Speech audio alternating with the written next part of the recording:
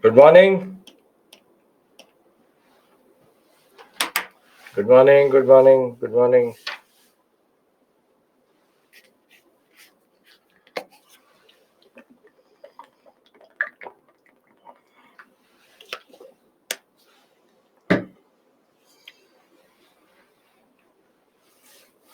Which book, Akash? PPT plus NCRT is necessary.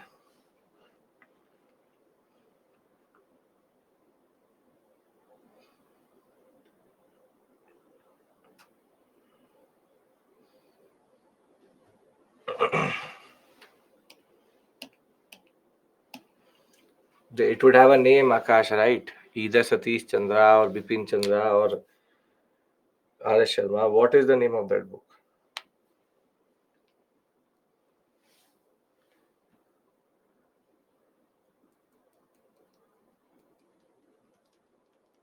Good morning. Good morning.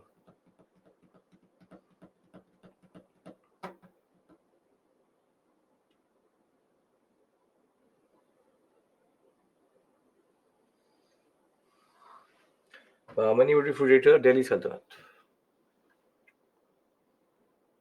Bahmani is not even feudatory. Alauddin Hassan, in a way, is a local power. So feudatory would be that it will come out. It has a wrestled power away. With destabilization of the empire, it wrestled power away.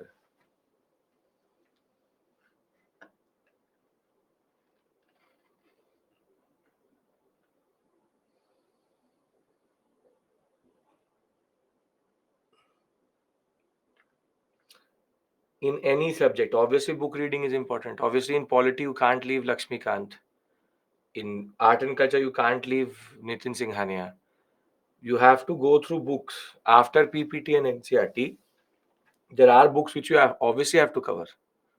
For history I'm asking you not to, but you have to go through in I've not in what I'm saying is not true for every subject. Don't generalize it. If you're doing polity, if you've not done a Lakshmikant, it makes no sense.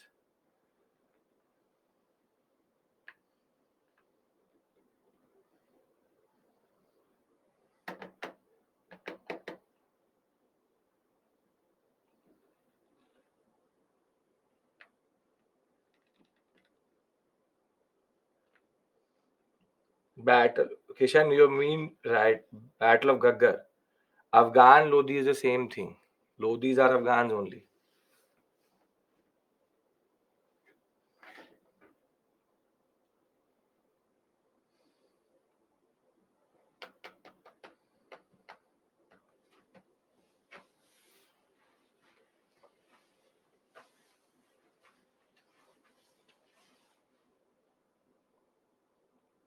Anjali, that was all. That whenever that is the case, there will always be people because of earlier interactions who will have understanding of both languages. That has always been the case. Merchants and all always have dual language, what we call dual linguistic skills. So there will always be one faction of the one faction of the society which would know the language.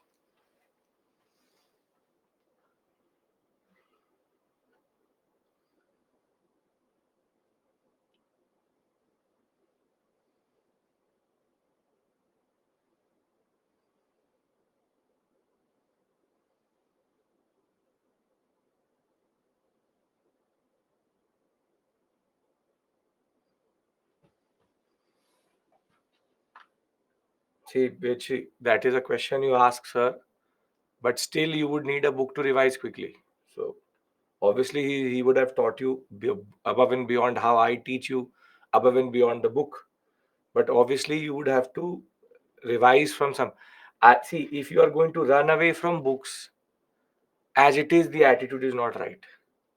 But we are trying to minimize your book reading because you're here. But if you will start to skip books like, for example, NCRTs or even Lakshmikant or Nitin Singhania or basic books, then it will be a problem. It will be a problem. You need books to revise quickly. And in polity, sure, everybody would have taught you above and beyond that book. But you still need a book to quickly go it. Test series, I think second week of December or something. Paper discovery happened under the Chinese, and it was 11th, 12th century only.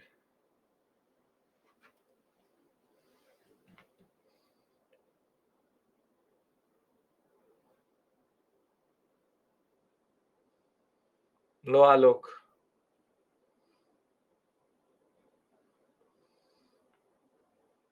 Mega Elias, I know the issue. I know the issue. But we are talking about a generic point. It's a generic point.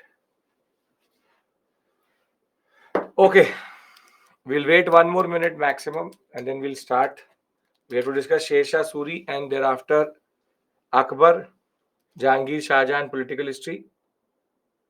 And thereafter, once that is done, we move to revenue administration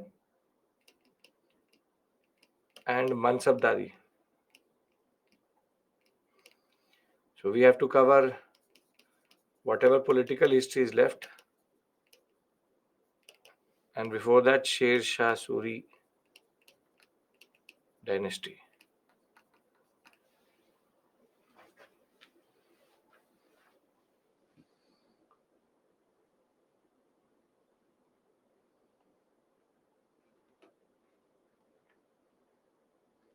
First, second, third line of fortification means there are multiple fortifications around the city. That's it.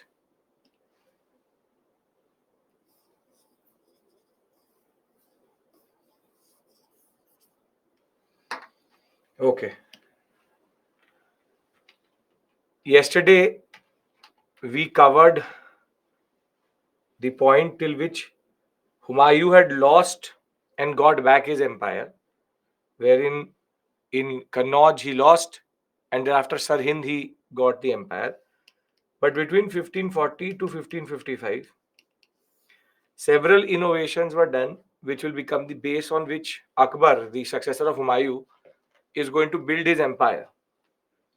So the first thing we need to discuss is that what is the characteristics of Sher Shah Suri's empire, because he will do multiple innovations which are very, very important. So the first thing which we need to understand is that Sher Shah Suri, written like this also, written like this also, totally your call, whatever you want to use. For consistency, I'm making Sher Shah Suri like this. Sher Khan is also called same thing. Now, Sher Shah Suri, he knew the importance of trade. He knew the importance of trade. He understood the importance of an empire in which trade has to flourish. So his basic innovations came in three areas. First would be that he brought law and order in control, subdued the local intermediaries and power centers, and basically brought in a little bit of peace in the northern sector because that is again needed for trade. Thereafter, he will revive and reconstruct several roads, specifically what we today call as the Grand Trunk Road,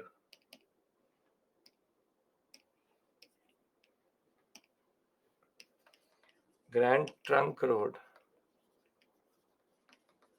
which used to connect Multan with Bengal. He also had one road from Lahore to Multan, and within the Doab region, roads were improved. So if you look at his basic contribution when it comes to roads, he is developing one Grand Trunk Road which goes from Sonargaon in Bengal till the river Indus. He built a road from Agra to Jodhpur, Chittor to control the Gujarat sector. So he is developing from Lahore to Multan and Multan to the other western or what we call as West Asian sector. He has made sure that there are multiple nodes which are getting connected. So he has made sure that Grand Trunk Road, Multan to Sonargaon, till Multan it is connected.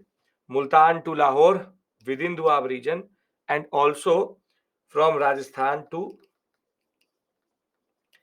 Gujarat. Whatever roads were there, he's reconstructing them, he's improving them. Because he wanted movement of traders on it, and trade was something which Sheshasuri realized was very, very important. Thereafter, the next most important thing which he did was build sarais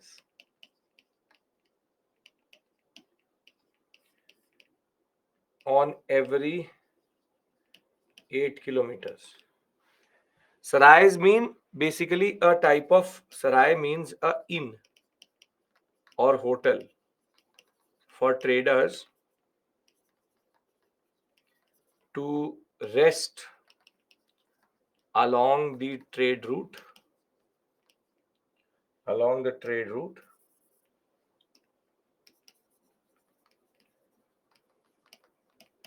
and Muslim and Hindu lodging were different. He will also systematize currency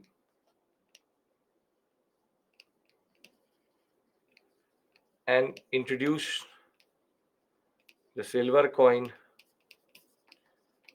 rupiah, silver coin rupiah,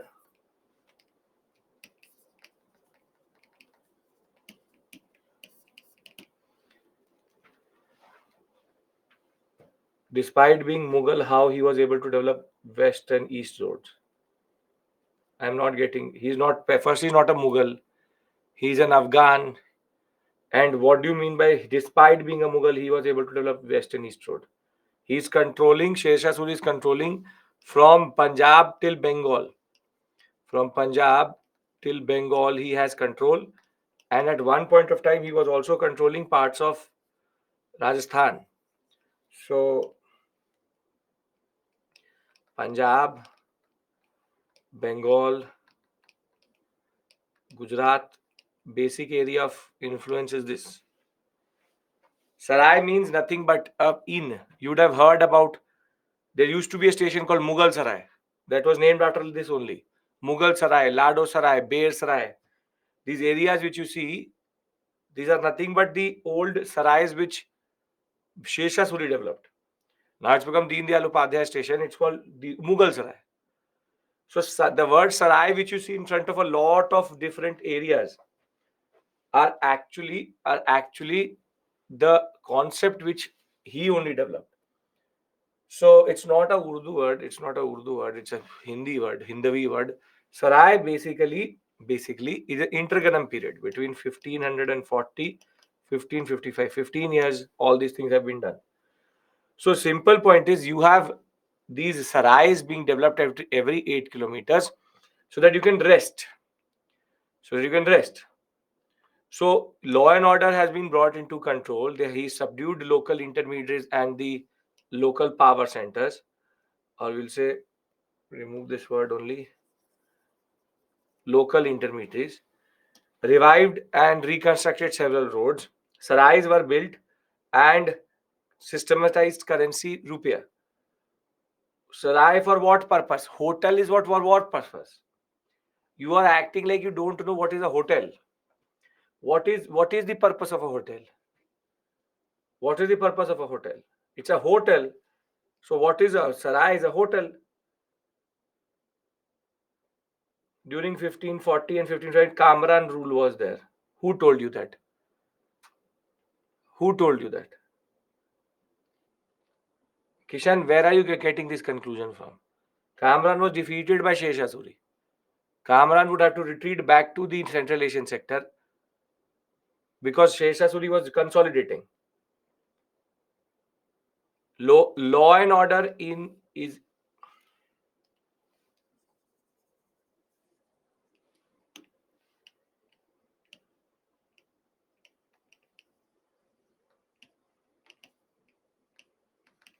brought under his control, subdued the local intermediaries.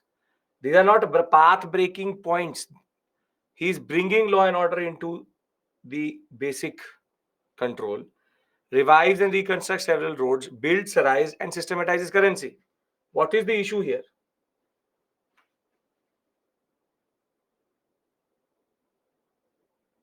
Can I move on?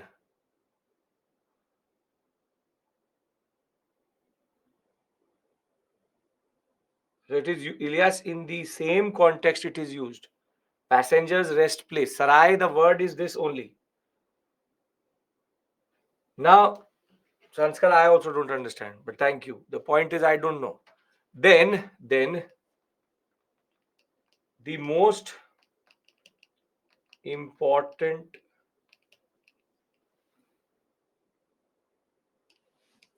act which will help trade is that he removes the multiplicity of dues or taxes or tolls which were collected at multiple points into only one point or one toll collection on the east and west. So if you're coming from the northwestern sector, at Multan you pay tax and then you have to pay no tax anywhere else.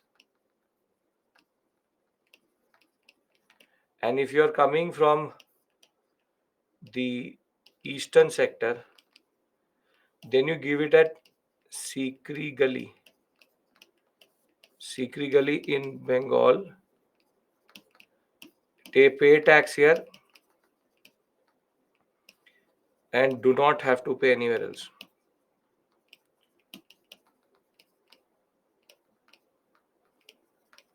Yeah, it's basically like IGST. Rupiah is token currency? No. It's a silver coin, it's called rupiah. So how is it token currency?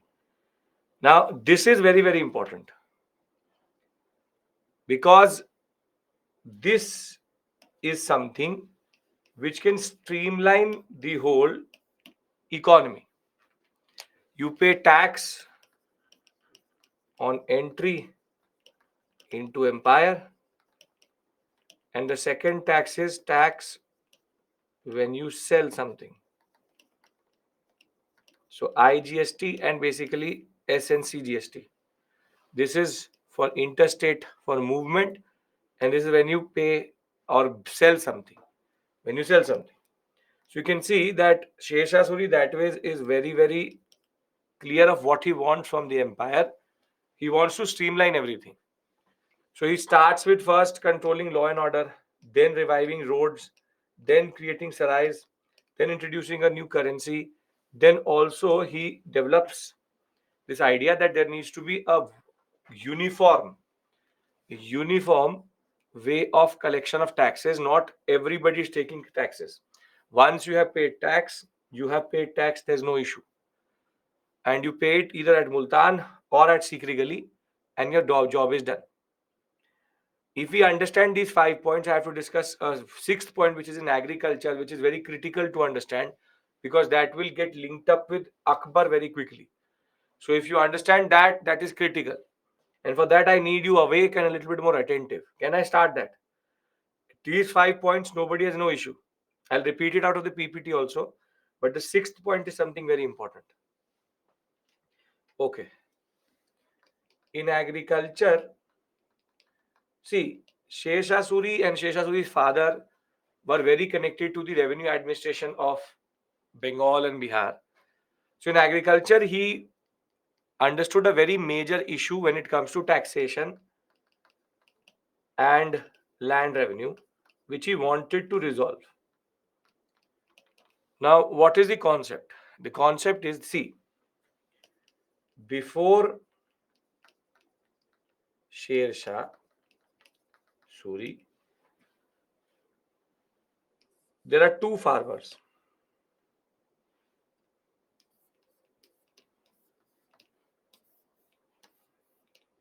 There are two farmers, A and B.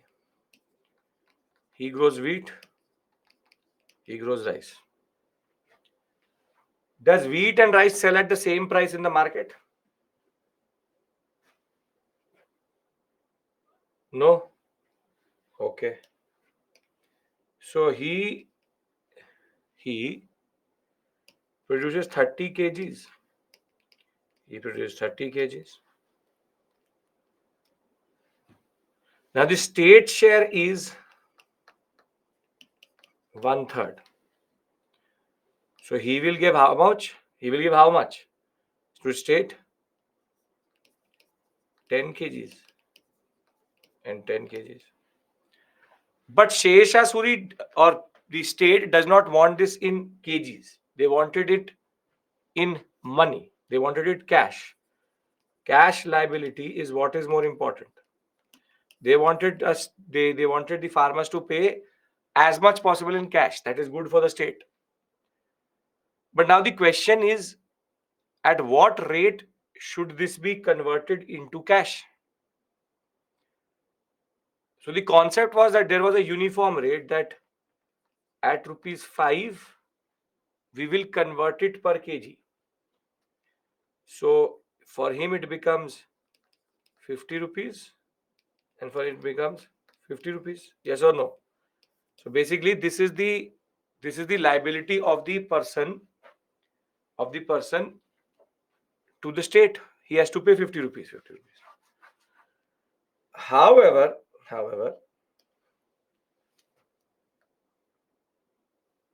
when he went to sell this 10 kgs, these two, in the market, the prevailing rate of wheat was rupees 3 and this was rupees 8. Let's not keep it 3, but maybe 6. And this we can keep as 10.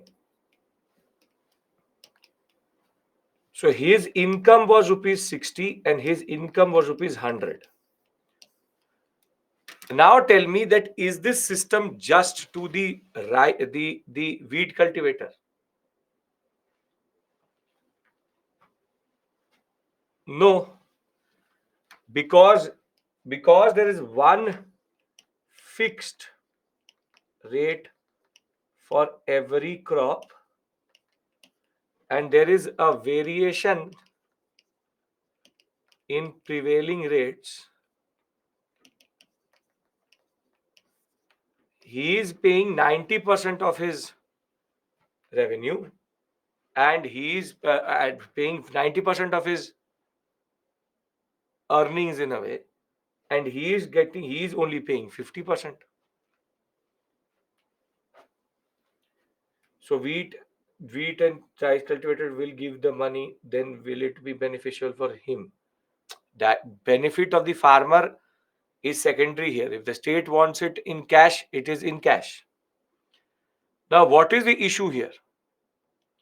The issue is the market or issue is the fixed rate at which they are converting? It is a fixed rate. This fixed rate does not take into account market-based variations. Does anybody have any issue on this slide? Because if you understand this, then only you will understand the next one. Anybody have any issue here? No? There's a fixed rate. There's a fixed rate. And the formula which comes out of this interaction is 1/3 into produce into rate. Isn't this the formula to calculate how much you owe to the state? Fixed rate will change with size of land. How does it matter? Did I say that? Rate will remain the same. How is it related to land? There is a cost at which the state is converting it in cash, and there's a cost at which it is there in the market.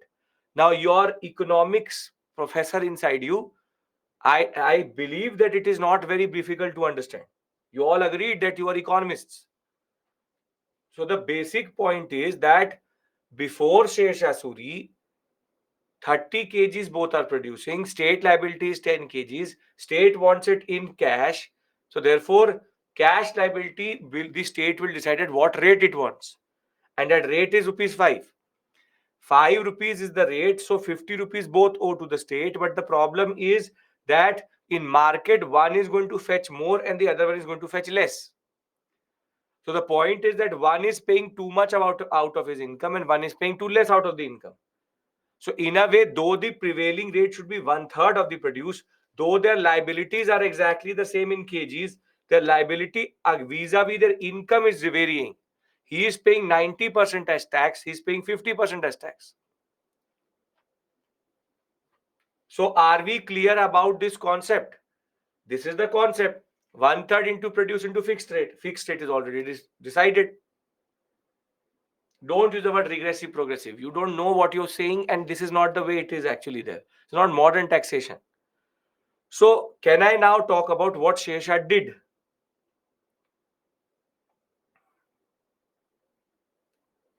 Okay. Now, Sher Shah Suri introduced Ray, which is differential rate of conversion for each crop. For each crop. So the same example, A, P,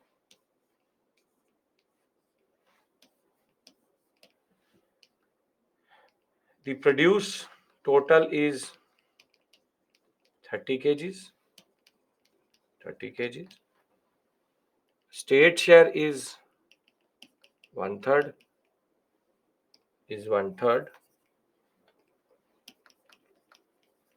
So 10 kgs and 10 kgs. But the most interesting thing here is that under Sher Shah, a officer called Kanungo.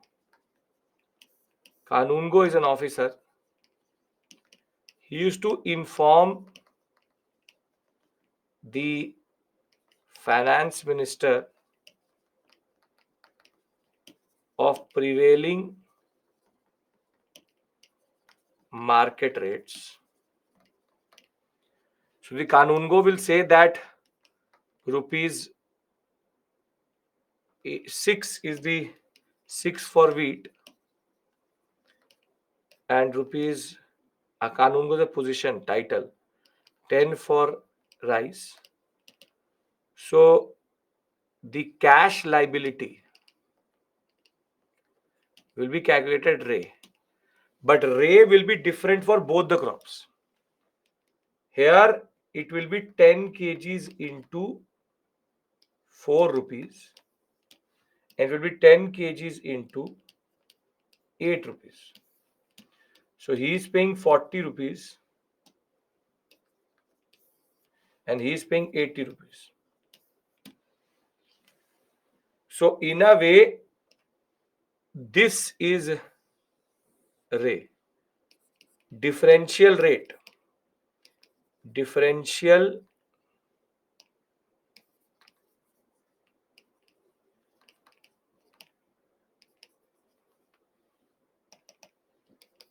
rate of conversion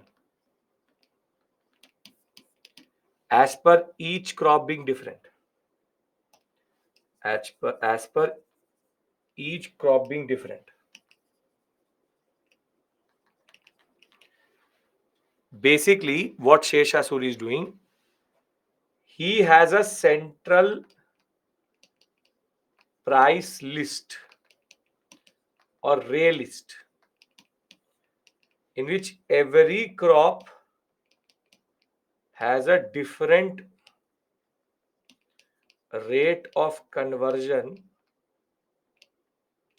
to cash liability.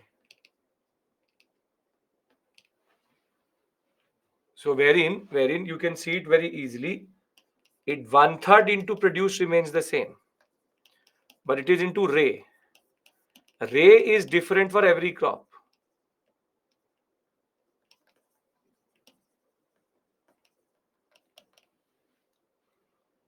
Farmer gives 10 into 40, 80 tax state in which.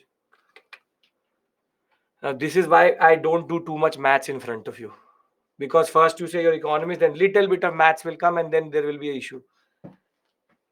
10, 10, 60 was his income, 100 was his income. Or was the conversion. He was paying 50, he was paying 50. Exactly the same. This system does not work. This system does not work because though the liability is exactly the same, the rate is different in the market.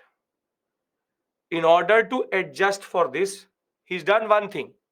Till this point, it's the same. Both want to have to give 10 kgs. But rather than paying it the same rate, this cash liability rate is different. For one, it is rupees 4 because 6 rupees it is in the market. And for one, it is 8 because it is 5 rupees, 10 rupees in the market. So he has created a whole list. He will basically send a list that wheat will be converted at rupees 4. Rice will be converted at rupees 8.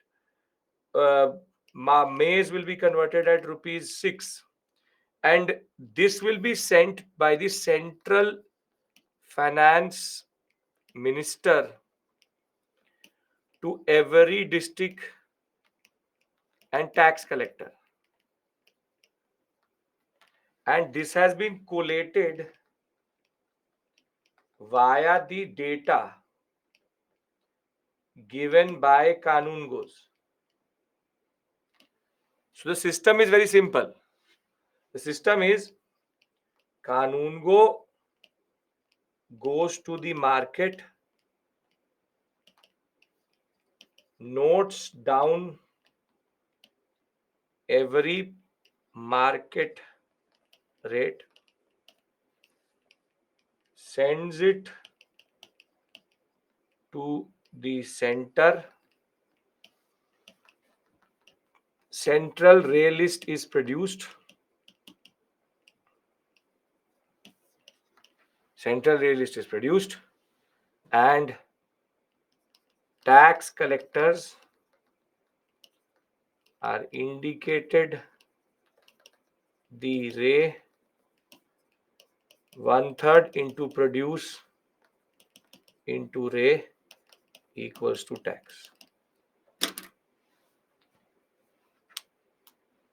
What if the price varies spatially? So 1 rupee, 2 rupee, they will keep up down. It can't be that at one place you're selling it for 10 and at one place you're selling for 2 rupees. But why? एक काम करते हैं, farmer का गला घोट देते हैं. Let's do one thing. Let's kill the farmer only. अरे but why? Because don't you get it? Is this system, Madhur, just for the wheat? What for the wheat farmer? You tell me. Tax should be only paid in cash. They wanted now cash. The fact is this? You tell me, Madhur. Oh no, not okay, sir. You tell me, is this just? Is this a just system for the wheat farmer? You tell me. That is more important, that you understand it. No. When this is not just for the farmer, then if some ruler is doing something good, then why are you asking why? He's doing it because he wants the tax burden on everybody to be equal. The new market rate is not ray. It is the central. The market he can't control, right? This is the market rate that is controlled by the demand and supply. What he can control is how much he converts this into cash liability. That was fixed previously. Tax rate in produce is fixed. So he is trying to decide how much will be the cash liability conversion rate. That is what he's trying to decide. He is trying to align tax rates with market prices. That is what he's trying to do. Are we clear about this? Because if you don't understand this, you will not understand Zapti, you will not understand Dhasala, you will not understand revenue administration of Akbar then. Because Akbar system is based on this only.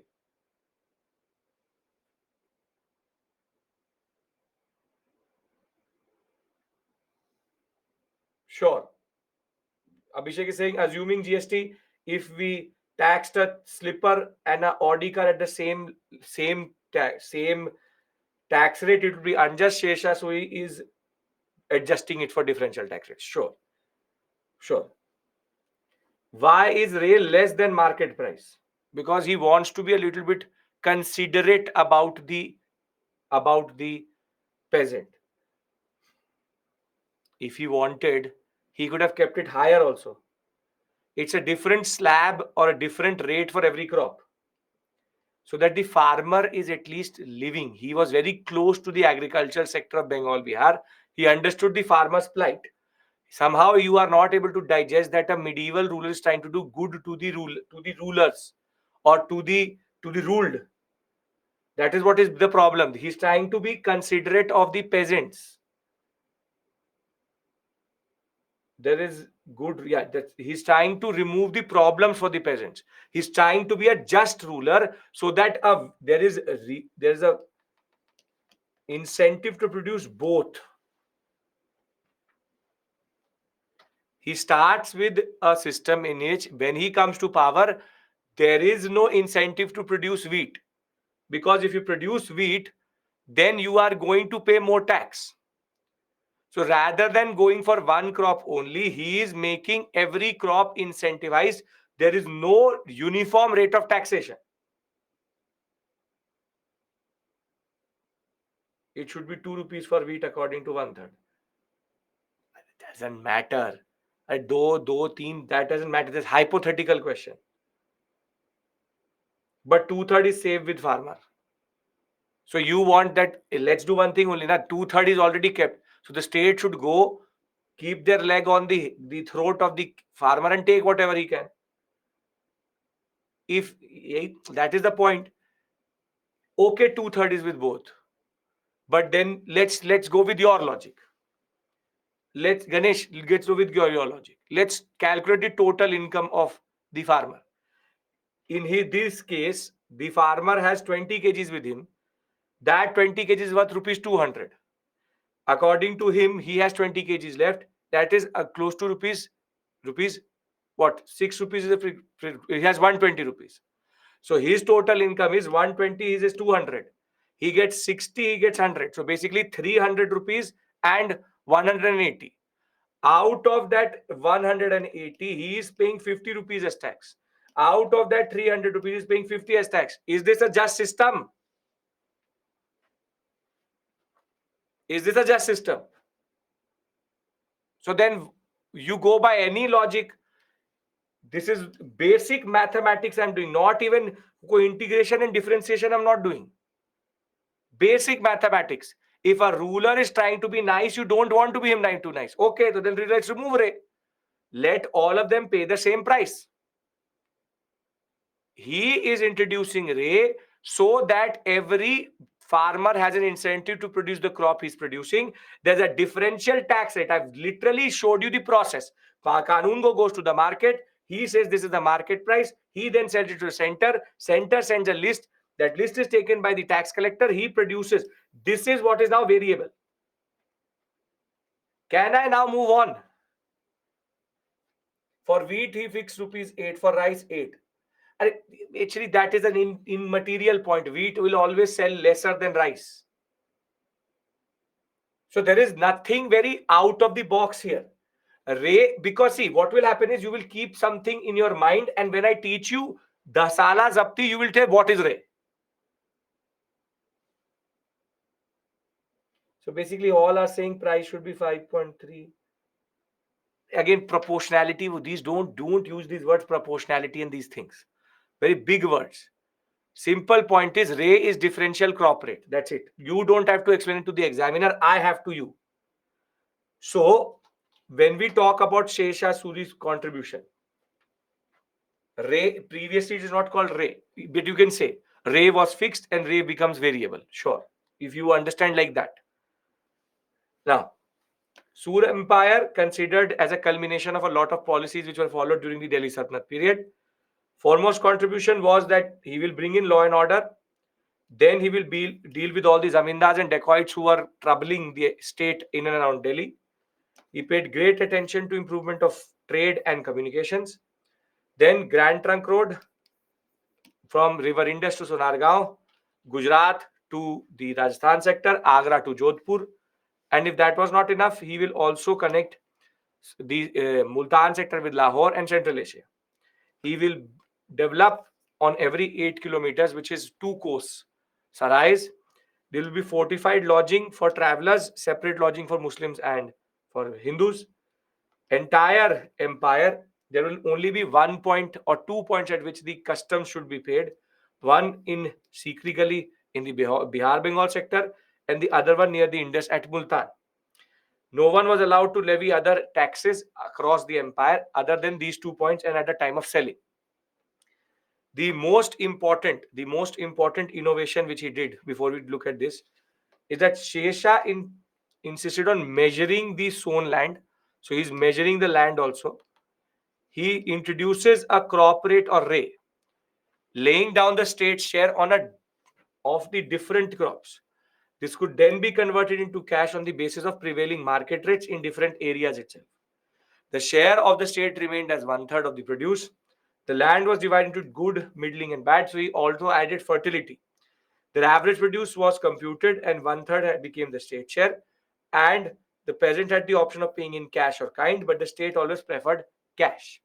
Now, the last point which you need to know before we go back to Akbar is how he has created his administrative setup when it comes to the concept of administration, how his whole empire looks like.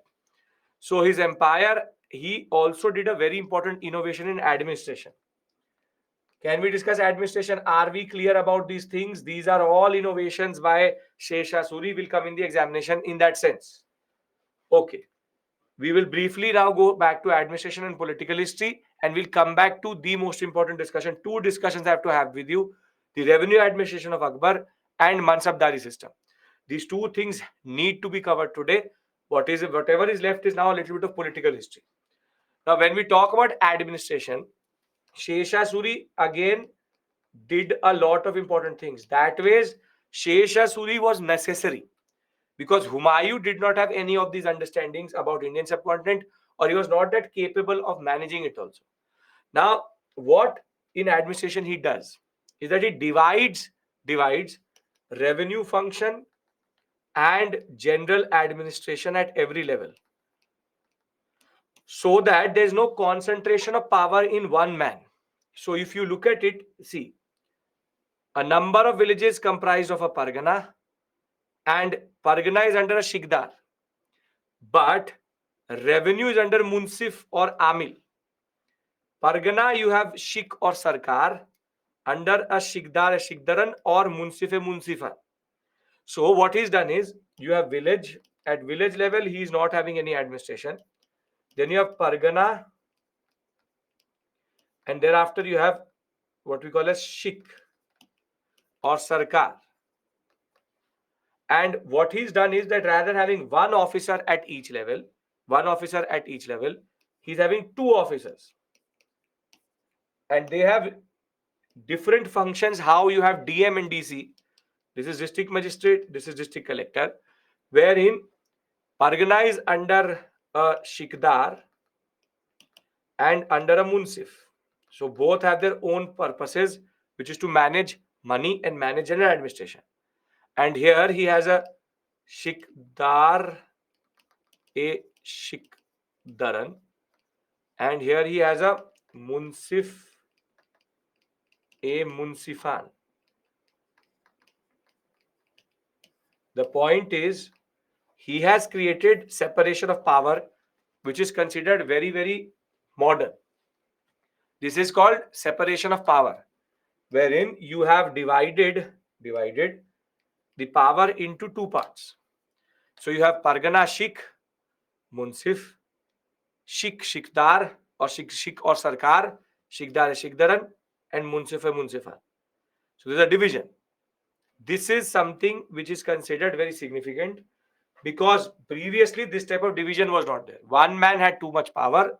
He's divided the power into general administration and revenue, which will become a norm under the Mughal dynasty, wherein they will have two different positions, Diwan and Nizam, or Diwan or Nazim.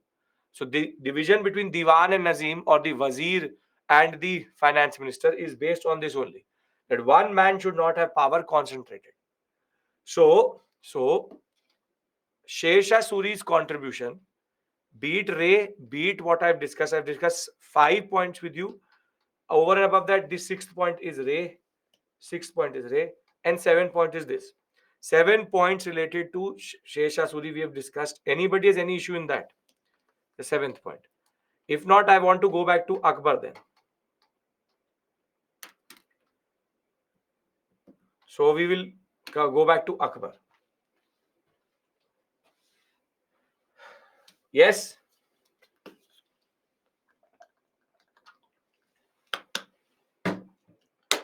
Now you see,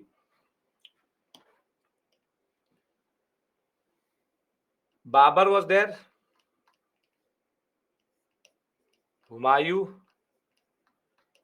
but then in between 1540 and 1555, you have Sur dynasty.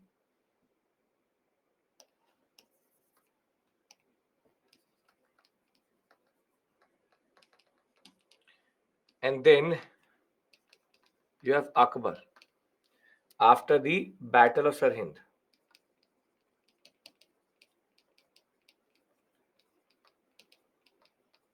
Battle of Sirhind. Akbar is the next one. Now, as you know, Humayun captured power in 1555, and 1556 he will tragically fall from his library and die. And Akbar was 13 years old when he will be made emperor at Kalanor. We know that he was born in Amarkot in the Indian subcontinent. Madhur, understanding is easy, remembering is difficult. So revise. That is the story for every subject. Now he's become the emperor at a very young age. 13 years is not the age to become emperor. And under this case, what happens is that he now needs a regent. Regent means that he will be the one who will rule in his name. In his name. And that person is going to be Bairam Khan. Bairam Khan, Akbar being born in Amarkot, reunited with his father after he entered the Indian subcontinent so as to defeat Sikandar Suri. Bairam Khan was the tutor and mentor of Akbar. And once Akbar became emperor, he was obviously not in a position to go into fighting or fight with anybody. So Bairam Khan stood up and said that I will stand by Akbar and I will rule the empire in his name. And this period is called the Bairam Khan Regency. Bairam Khan Regency. Bairam Khan Regency. Now, Akbar at this point of time is surrounded by 2-3 important people. One is Bairam Khan. The other one is Maham Anga. This is Mahanga, or she's also called. She's the foster mother. Basically, she's the foster mother and he is the regent. And Mahamanga has her son who she's ambitious about, and Akbar also has his foster brothers or step brothers. One of the most problematic one was a person called Mirza Hakim. Mirza Hakim. Now, foster mother means dai, or what you say as midwife. She's basically the one who used to take care. Hamida Bano Begum obviously will not take care of Akbar. She's the uh, I don't know what do you call foster mother in Hindi, or it's basically she's midwife is the other word, which is the one who helps the mother. So na daima you want to call, whatever you want to call, nanny is a little bit downer word. She's the one who nurses her. I think uh, dai or daima would be the right word. Caretaker, if you want to say. Now, Mahamanga and Bairam Khan and Mirza Hakim. Right now, Mirza Hakim is not the problem. Bairam Khan was a ruthless general. The first challenge to Akbar is going to come as soon as he comes to power, because Hemu or Hemchandra was regrouping the Afghans after death of Sikandar Suri. Sikandar Suri. Sikandar Shah Suri, which is he's the son of Sher Shah Suri. And in that context, Bairam Khan will fight with Akbar on the side. The second battle of Panipat, in which it was Hemu versus Akbar under Bairam Khan. Under Bairam Khan, Akbar will win this battle. Bairam Khan, that way, is a very, very, very good general in battle, but he had a rule. Bairam Khan had one rule, which is that if you lose, he will kill the king for sure. He had a basic policy to behead the king once he defeats that king. Akbar, a child, did not like that, but he could not say anything at 13 years of age. Hemu was a local power or local ruler in the Bengal sector, and they are regrouping in the Bengal sector only. Now, Bairam Khan starts to expand. And as you can see through the map, Bairam Khan will start to expand the empire.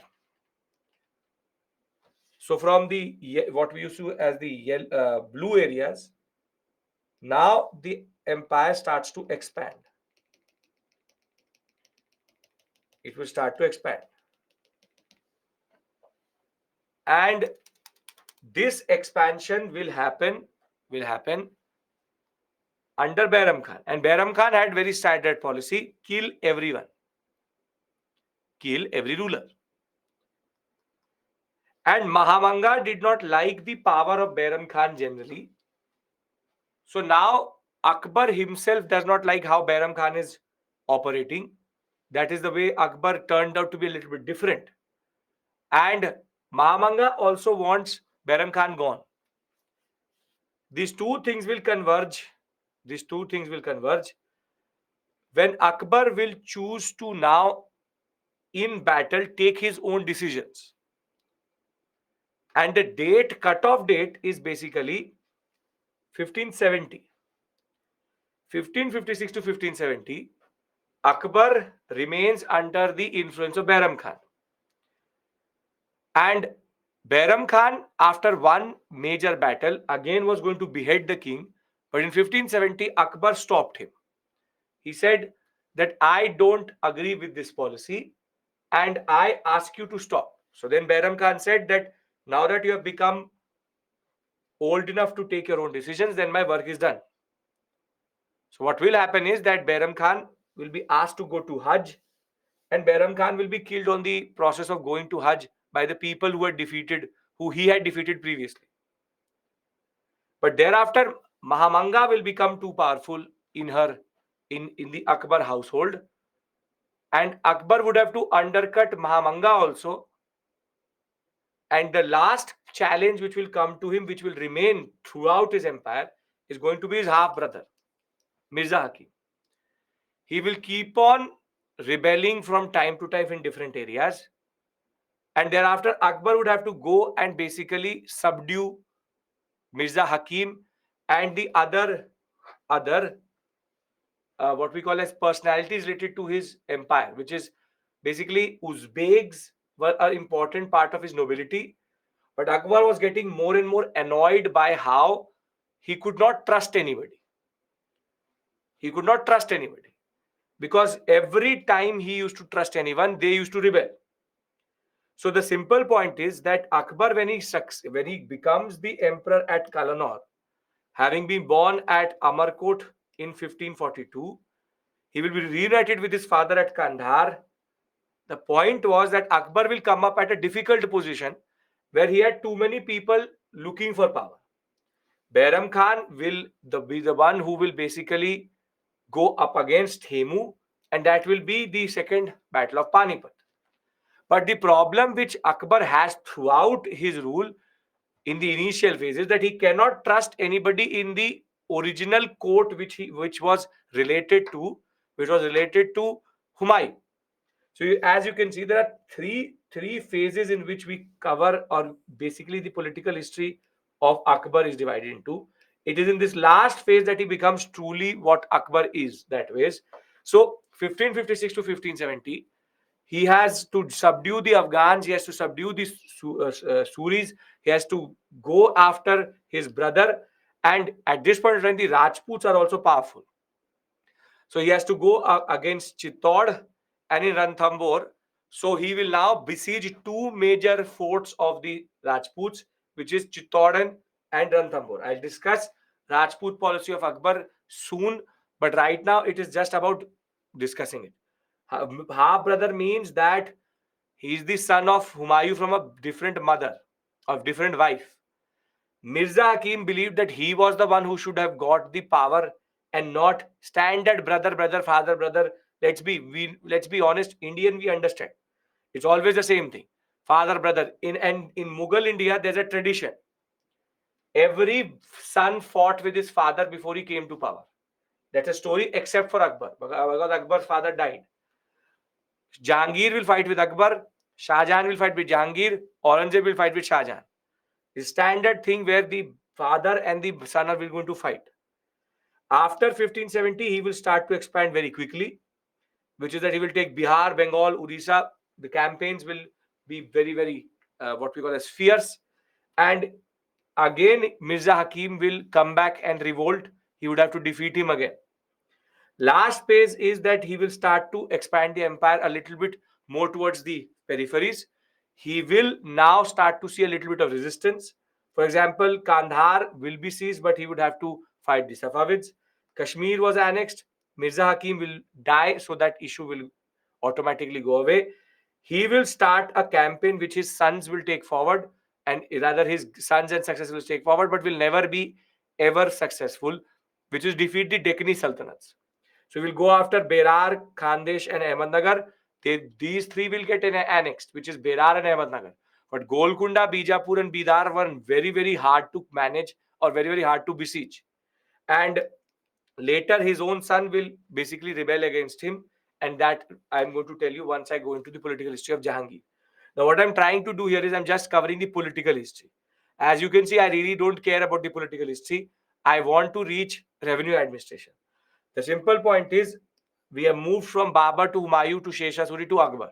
Akbar, as I said, throughout his empire has multiple issues, but he keeps on expanding, and his strength is going to be his Rajput religious policy, which we'll discuss along with Mansabdari, which I'm going to come to. As of right now, whatever I've told you, there's nothing to remember here. It's only to enjoy. Can I move to Jahangir?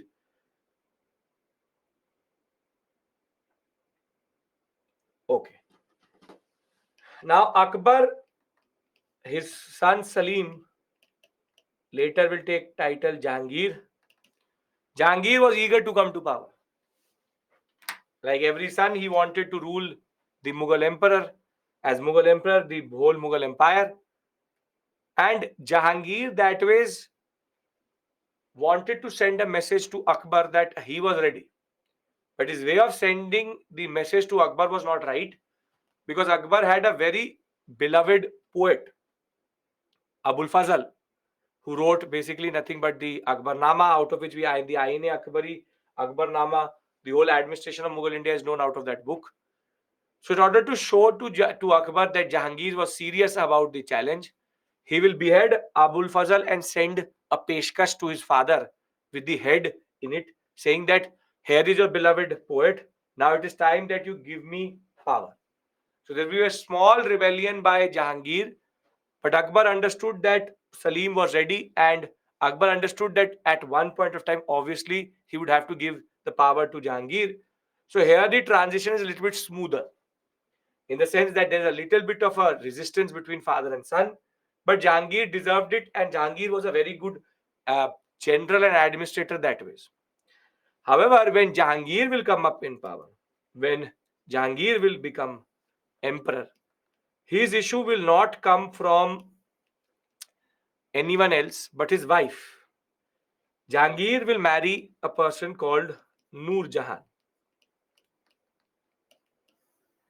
And as soon as Noor Jahan becomes the queen under Jahangir, Noor Jahan was too smart for Jahangir. Though Jahangir was never fully undercut by Noor Jahan, Noor Jahan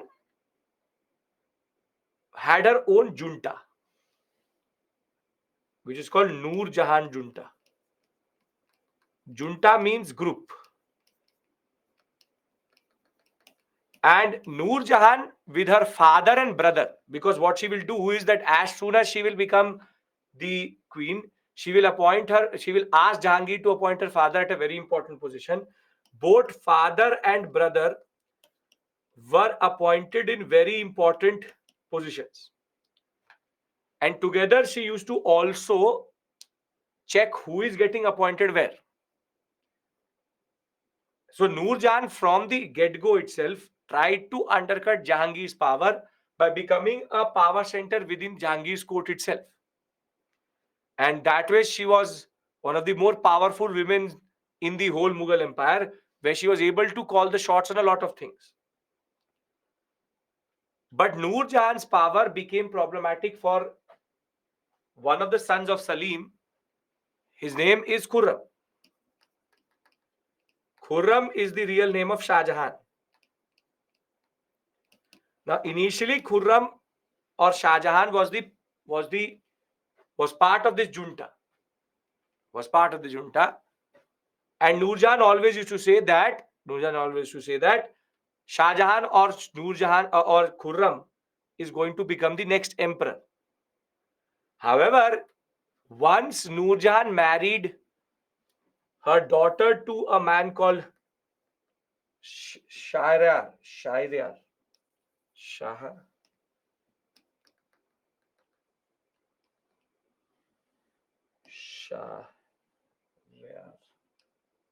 something like this, Shahryar. Shahryar was the son-in-law of Noor Jahan. Initial period, Noor Jahan will support Khurram. But in the later period, Noor Jahan will start to support Shahryar, that he should become the next emperor. And that is why the most difficult accession, less than Aurangzeb's accession was even more problematic, was Shah Jahan's, because Shah Jahan was getting undercut by Noor Jahan herself. Why did she become queen firstly? Because Jahangir wanted to marry Noor Jahan. So you can't control that. Jahangir marries Noor Jahan. Noor Jahan becomes powerful. With father, brother, she creates a junta. Khurram, Shah Jahan, one of the sons of Jahangir were related to Noor Jahan initially, but after a point, Noor Jahan started to tip towards Shahryar. Again, but Jahangir loved Anarkali. Stopped quoting me popular imagination.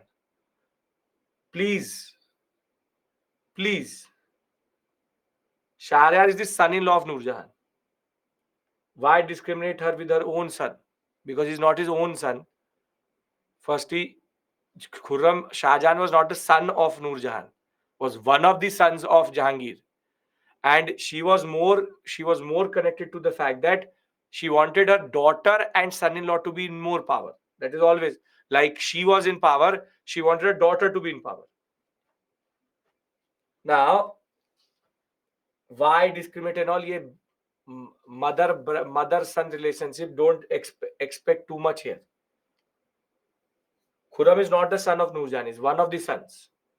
Shah Jahan was born to one of the Hindu wives of Jahangir. Okay. Now, now, and Noor Jahan only had two daughters. That is the point. Noor Jahan wants Sharia to become. Dekho, first point. I have no iota of care about this. Really don't care about it. Zero. I want this over as quickly as possible because this is all random stuff which doesn't really matter. Because UPSC is the last one which is going to ask you the Saas Bahu politics of the Mughals. Rather, they will go and ask you more important questions, and I want to move there. But unfortunately, I have to do this. So understand this point. Traditionally, Jahangir should have made Shah Jahan eldest son as the king. However, Noor Jahan is undercutting it, and Noor Jahan is pushing Shahryar. Now, these politics will start after Jahangir will actually become very weak and old. Noor Jahan will plan that let's do one thing. There was an expedition in Kandahar. Kandahar is in Afghanistan. And the Uzbeks had become a problem in the Kandahar sector. So Noor Jahan nominated that Shah Jahan or Khurram should go with the army and subdue Kandahar. And he should not, he was not given the position of commander in chief. No. He was not given the position of commander in chief. But he was said that Shah Jahan should go to Kandahar so as to gain experience. Now, Shah Jahan was understanding the politics of what was happening in Delhi, or rather in Agra, which is that if he goes to Kandahar, he will stay away from Agra for a very long time. And Noor Jahan would then appoint Shahryar as the next emperor, and he would never be able to do anything. And that is why, as soon as this concept comes from Noor Jahan via Jahangir, Shah Jahan will rebel against Jahangir, saying that I will not go to Kandahar, and if you are sending me to Kandahar, give me the position of commander in chief. But Jahangir will say that I can't do that. There are much more bigger veteran, very, very important, for example, generals such as Man Singh and Bhagwan Das, and I can't give you the position of what we call as commander in chief. So Shah Jahan will rebel. Shah Jahan will rebel and first go to the Gujarat sector and try to capture power twice because he wanted to remove Noor Jahan. Every time Shah Jahan entered into this Delhi sector, a person called Mahabat Khan, who was again a very important general of Jahangir, was sent to subdue Shah Jahan.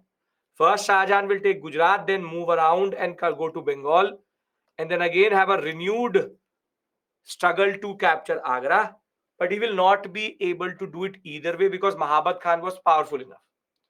But Jahangir, over a period of time, will realize the politics of Noor Jahan, and he will actually appoint Shah Jahan as the emperor once Noor Jahan's power was reduced. So the transition of Shah Jahan was a little bit problematic. But the most problematic is not going to be Shah Jahan, it is going to be Aurangzeb. So Jahangir eldest son of Akbar, succeeded the throne without any difficulties, which is Jahangir's. And during his lifetime, Akbar generally had lost a lot of sons because of excessive drinking. Shortly after Jahangir came to power, his own son, Khusrau, fought with Jahangir to come to power. And he would have to subdue his son, put him in jail to become emperor. So his son fought with him, Akbar's son fought with him, Jahangir's son fought with him, and very simply, Shah Jahan will fight with Jahangir. This has become a tradition, it's a standard tradition. Jahangir's general most important act generally is basically paintings, but he introduced a new type of ordinance system under which there could be legal action taken against someone via these new chain of justice which he created in Agra Fort, which is called Zanjeer-e-Adal. He will marry Merunisa, who is given the title of Noor Jahan or Padshah Begum. And in 1609, Jahangir granted a concession we already know: 1609, 1613, 1613, 1615, and 1609. These three concessions are going to be disastrous for the Indian subcontinent. And he will write an autobiography called Tuzuke Jahangiri. Now, for the examination, what the NCRT wants you to use to know is that he will start a campaign, what Akbar was doing. Sisodias of Mewar, Amar Singh accepted Mughal service. I will tell you what this means. Sikhs, Ahoms, and Ahmednagar will now become important, and the Guru Amar Das and Jahangir conflict is quite known that way. Prince Khurram, the future Shah Jahan, will rebel in the last years because of the efforts of Noor Jahan, the wife, to marginalize him, will become unsuccessful, but was still there in that sense. Now, Shah Jahan, as I told you, will fight with his father to come to power, and that was because to undercut Noor Jahan. In order to undercut Noor Jahan. Now, Kandahar is somewhere here, too much distance, comes to Gujarat, goes around, tries to capture Agra. This is whole the Shah Jahan rebellion is called, or Khurram's rebellion. But Shah Jahan will later be accepted by Jahangir, and he will become the emperor. Now, I'll give you a breather here, 5 minutes, because it's becoming heavier and heavier and heavier. 5 minutes breather I give you. I finish political history, and then I give you a 10-minute break. So the breaks are going to be close to each other, but I'm giving you a 5-minute breather. So not a long break here, just a 5-minute breather. 7:13, we come back at 7:17. Just for 1 second, wash your face and come back because a little bit of the story is left. Then I give you a proper break. Right? Okay. Why Shah Jahan was being sent to Kandahar? That was Noor Jahan's politics. So I will see you at 7:17 and we'll go forward. Okay. Story not even important for prelims is important. Just know these people: Noor Jahan, Jahangir, Shah Jahan, Khurram, Shahryar. These are names which you need to know. That's it. Okay. See you.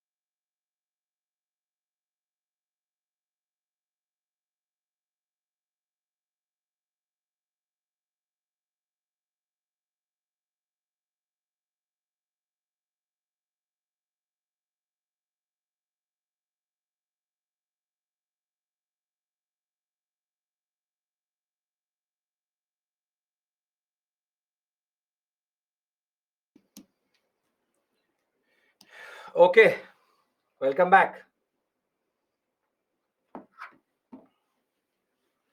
Now we have discussed the story of Akbar to Jahangir, Jahangir to Shah Jahan.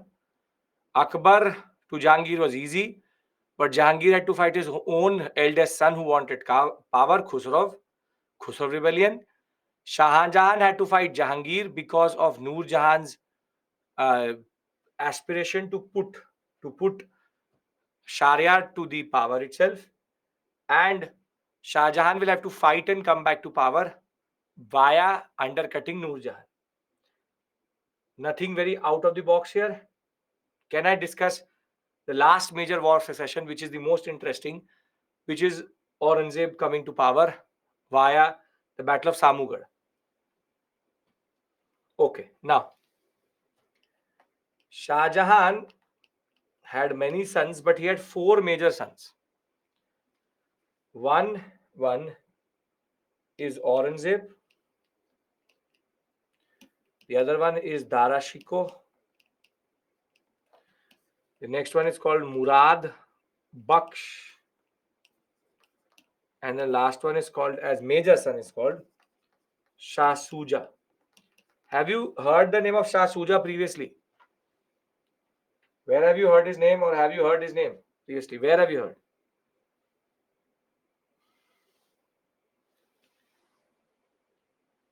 The 1651 Farman of of the British is Shah Shuja Farman.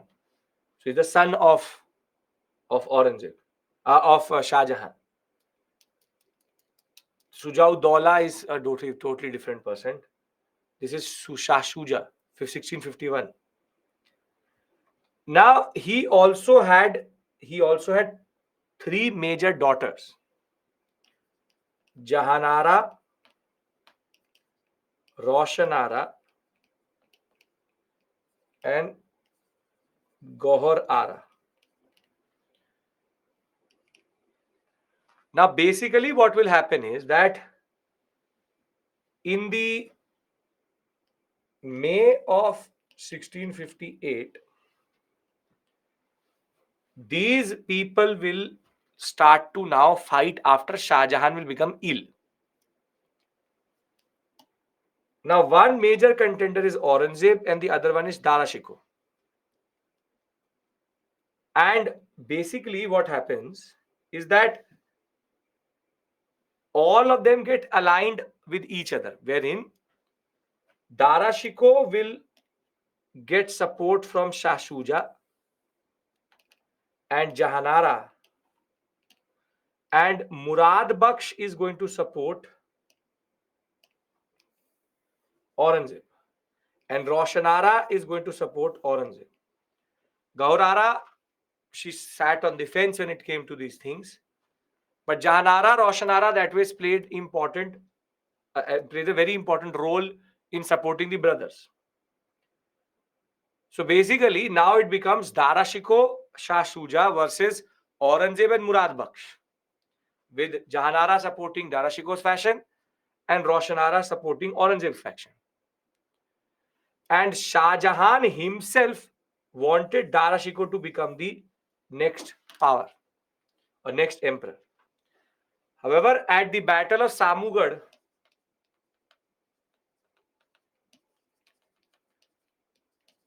Aurangzeb was more fierce, Aurangzeb was more powerful, and Aurangzeb will dominate this battle and kill Dara Shikoh and Shah Shuja. And when he will move towards the Agra fort, Shah Jahan hated Aurangzeb so much that he closed the Agra fort door, saying that I will not let Aurangzeb enter. So in order to make Shah Jahan open the gates of Agra, he will stop the water supply and poison some of the water supplies. And Shah Jahan had no other option but to open the gates because that was too dangerous. Aurangzeb captured power by force. He will later kill Murad Baksh in an accident, political accident, and Because Shah Jahan never supported Aurangzeb. Aurangzeb kept Shah Jahan 8 years imprisoned in the Agra fort along with Roshanara, along with Jahanara, because Jahanara had supported Darashiko, but Murad supported him. Then you don't understand politics. Innocence. Murad supported, so what? He used him, came to power, killed him. Standard political move. The simple point is when Aurangzeb came to power, nobody wanted Aurangzeb in power because Darashiko was a true copy of Akbar. He was very syncretic. He knew Gita, he knew the different scriptures of India. He was very tolerant. And the exact opposite was Aurangzeb. Aurangzeb had, in the process of coming to power,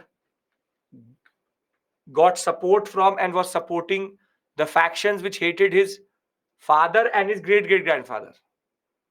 So Akbar and Jahangir and his father Shah Jahan had very actively destroyed the power of the ulemas, which I will discuss with you under religion or religious policy. And Aurangzeb went to these people for power. Therefore, that is why Aurangzeb's rule is considered problematic, because he already came at a juncture when the Mughal Empire was in a little bit of a crisis. Darashiko was yes, went to Sufis, met the Sikh gurus, very, very, very tolerant that way. Darashiko was in a way Akbar part two, but he was killed by Aurangzeb, and maybe the Mughal Empire would not have gone into the crisis. But the way Shah Jahan had overspent, I will discuss decline with you also. There was no way Aurangzeb was, or either Darashiko was ever going to come back from it. The simple point is Aurangzeb is known as a controversial figure, whatever figure you want to call him, because of his policies. In order to understand his policies, you have to understand in what context he comes to power. That is the discussion we have under the concept of decline. Now, this is the basic story which you need to know.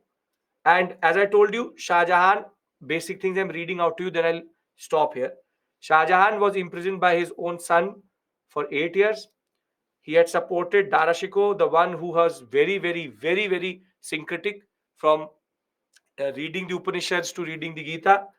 He was the one who also developed the Peacock Throne. He's the one who developed the Taj Mahal, the Shahjahanabad, which is Red Fort, and Jama Masjid. And a lot of different travelers, Bernier, Trevenier, and Niccolo Manussi and Mundi, came under his rule. So a lot was wrote about Shah Jahan's rule also. And what the NCRT wanted you to know was how he was fighting in the different sectors. As you can see, it is talking about Darashiko and Aurangzeb's fight in Samugad. But other than that, you can see he will defeat the Afghans, he will defeat the Bundelas, he will also defeat the Uzbek rebellion. But Bijapur will be annexed. Ahmednagar will be annexed. Bijapur will be subdued. But still, the Deccan sector was not fully under the control of the Mughals properly. Thereafter, you have Aurangzeb. We already know that he is known to be the only son who nobody wanted to come to power, and he will take the title Alamgir. And the problem with Aurangzeb was that he started to act like a proper staunch Muslim, which is the exact opposite of Akbar or Jahangir or Shah Jahan, wherein he will start to become very strict about Islamic practices in the Mughal court. He will remove the Navroz festival. He will remove all singers and dancers. He will reintroduce jizya and pilgrimage tax. He will say that kalma, which is the Quranic verses, should not be written on coins because coins are thrown around and that is disrespect to the Quran. He will remove all practices which were seen as un-Islamic. And what he did was that he established a new order of officers.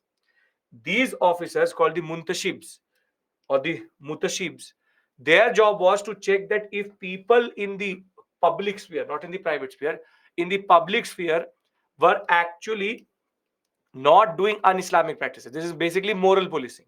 So we will send the Mutashibs into saying that are people drinking, or are they having intoxicants? Are they living their life like a pious Muslim or not? So he became basically the exact opposite of all his forefathers and started to project a lot of religious policy which was considered problematic.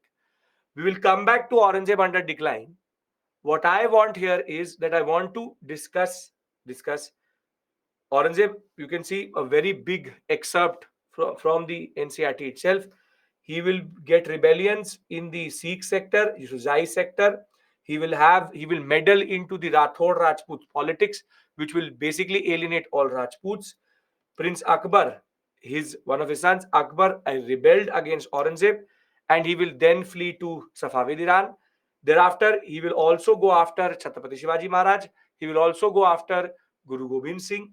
He is the one who will see multiple rebellions in the Deccan also. Aurangzeb actually had to. He's a Sunni. Aurangzeb actually had to sit in the Deccan for 6 to 7 years because of the way Deccan politics was going on.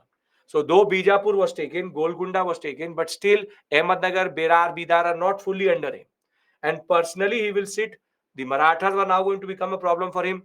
The Jats, Satnamis, and the Sikhs were also rising. And at the time of his death, Mughal Empire was at the weakest and had been fighting for too long. But the point is, nobody wanted Aurangzeb to come to power within the Mughal Empire.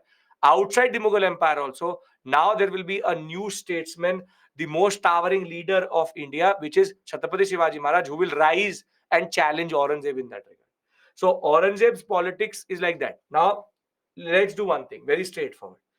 Since I started Mughal India with you, I have discussed 5 to 6 things with you. I've discussed the sequence of the battles, which is first battle Panipat. We have Khanwa, Chanderi, Ghaggar, Chausa, Kannauj, Sarhind. Second battle of Panipat. Anybody has any issue there? Well, I want to now go into the things which matter. Anybody has any issue there? No. Then we discussed the political history of Babur, Humayun, Akbar, Jahangir, Shah Jahan, and Aurangzeb. Anybody has any issue there? And if you are really interested in all these politics, Satish Chandra has very beautifully written all the politics of the Mughal Empire in his chapters. If you are interested, I am not asking you to read it. If you are really interested, you can read it. Satish Chandra, like a storybook, you can read it. It's very beautifully written. Then I've discussed Shesha Suri, his administration, Ray, and his important contributions. Does anybody have any issue in that? Yes or no?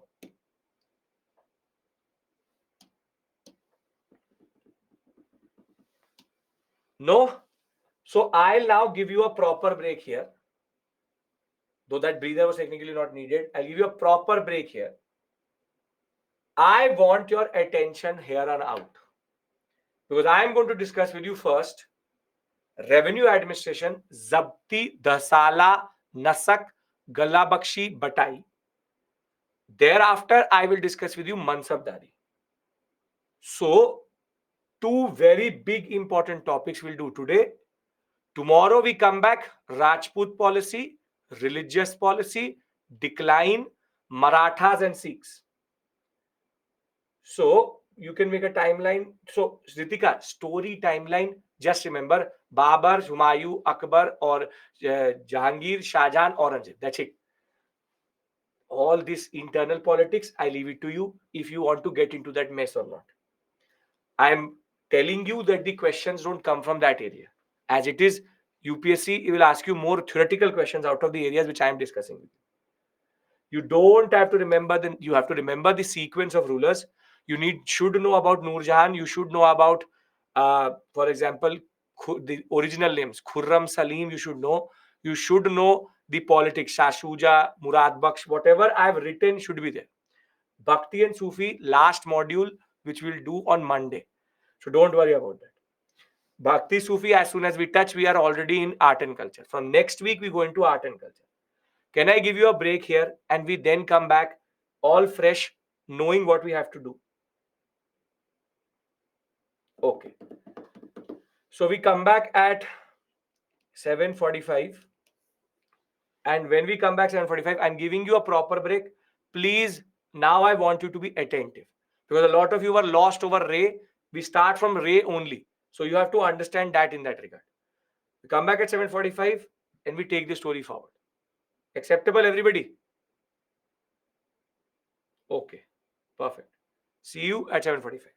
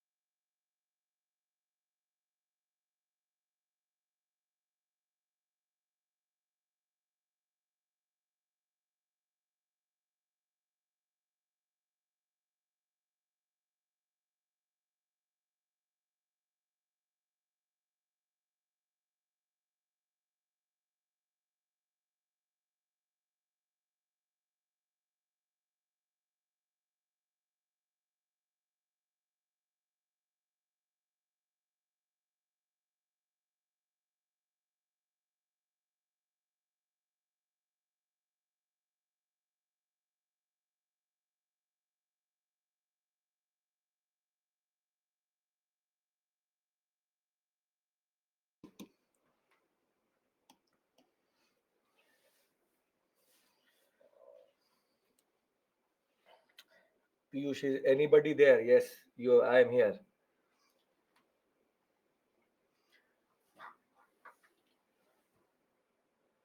Okay, all set. 2 3 minutes extra only I've given you. Okay. Now, the first thing we discuss is, see, these terminologies I will come to later. I'll do more important points because Wazir, Mir, Bakshi, Bari, these things you know. More important is revenue administration. Now you see.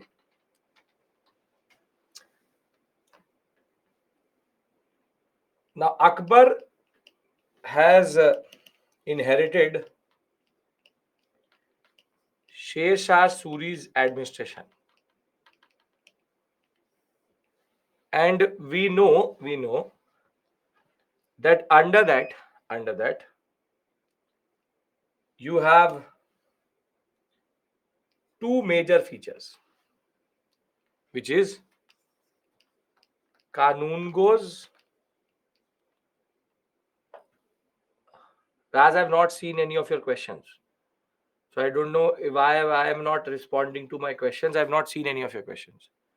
So either you're writing in doubt section or you're not writing it here. I don't know. Kanun goes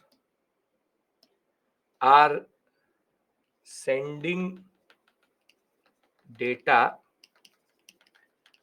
to the central finance department, and based on that data, every season a ray list is produced and sent to the district level. You have these two basic features, and at the district level you have two officers, Amin and Amil. Amin is a revenue assessor and Amil is a revenue collector. So who will meet you first, Amin or Amil? Who will meet you first? The Amin. He will come first. He will come pre-sowing and he will come post-harvest. And basically, the array list has to be communicated to the Amil. The array list has to be communicated to the Amil. Now, these are very important features. We already know that. I know Kanungo and Amin Amil still exist. That's a separate issue altogether. I know that. Now, pay attention. In the period where there are no emails, there's no postal system, post harvest means after the harvestation. Pre sowing means before sowing.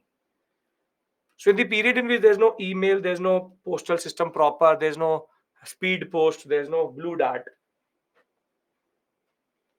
What is the big issue in these two issues or these two processes?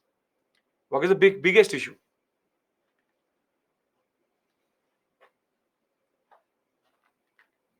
It is very good time of communication, which is that the issue in this system is that if you have a very vast empire, if you have a very vast empire,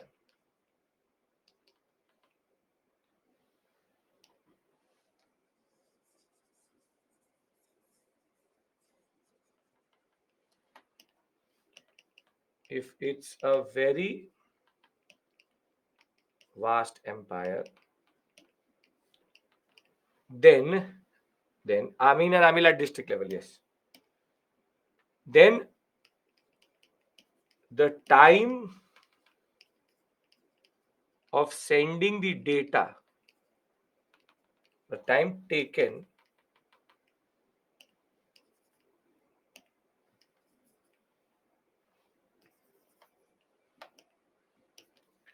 to send the data between Kanungo and Central Finance Department and rail list production and Amil is very high. And if rail list has to be produced every season,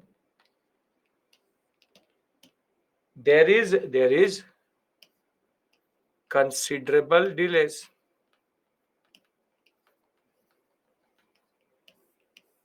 Considerable delays.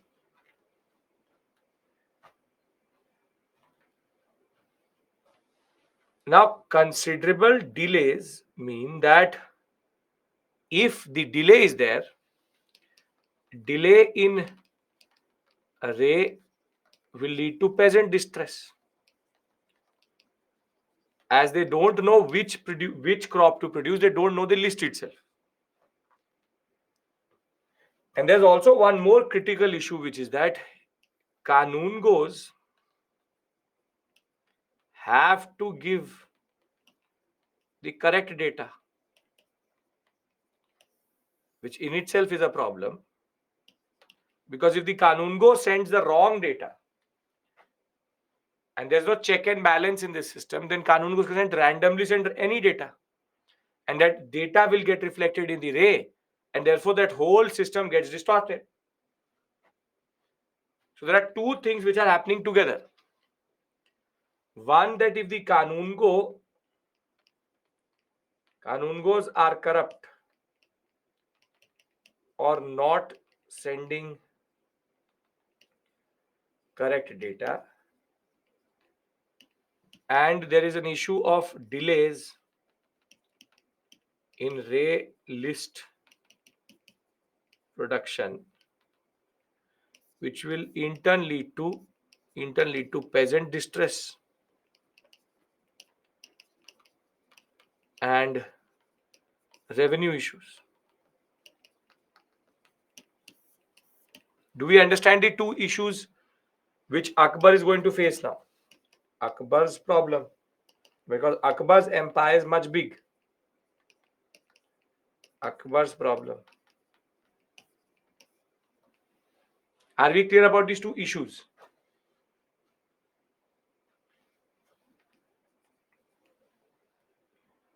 Yes.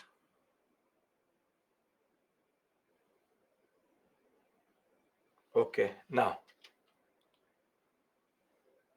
Akbar, after he came from the Gujarat campaign, now started to give a little bit of attention to these issues. And he needs to now find a way that he can make the Sher Shah Suri administration has to amend it, has to change it. And he gives the task of solving this problem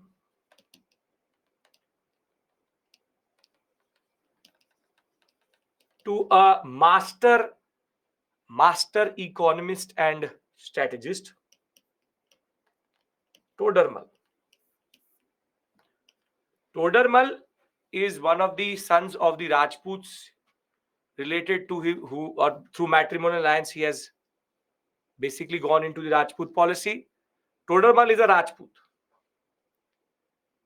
Man Singh, Todermal, Bhagwan Das, one of the most important Rajput kings or princes who were working in Mughal administration. He is basically the central finance minister, no less than the Wazir himself. Todermal has been now given the task of solving the problem. Kings after Shesha is only Akbar. That's why Akbar has an issue. Akbar is the immediate successor of Shesha. Now Todermal comes up with a very interesting thing. to solve the first problem, which is Kanungo data issue, he very simply says that let us appoint a new officer called the Karoris. Karoris were appointed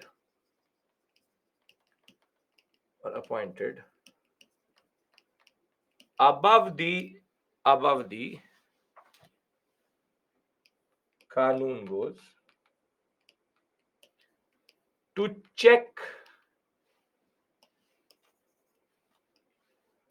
to cross check the data and make sure that no corruption is happening. This is the easiest thing which you can do. Easiest. Which is now Kanungo is going to send the data to the Karori, and the Karori will send it to the central finance department. This is the easiest. Basically, he's like an accountant. Sure. He's like an accountant, which was there in the ICTA system also. Like an accountant. Now, the second issue is more problematic to solve, which is the second issue is in a vast empire cannot issue a rail list every season. Issue of time. Auditor, accountant, whatever you want to call him. Now, here comes Todermal's innovation, which is called the Dahasala system.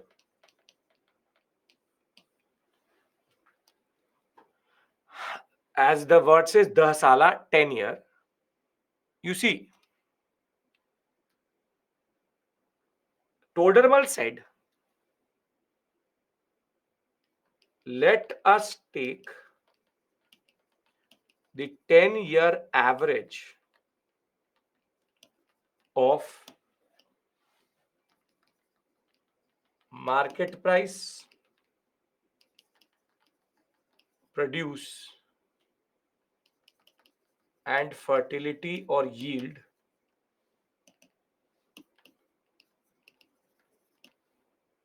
and then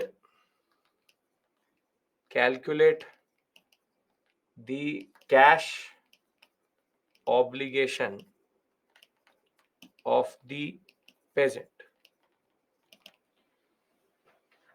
Meaning, the formula becomes 1/3 into produce into Ray, but these are 10-year averages.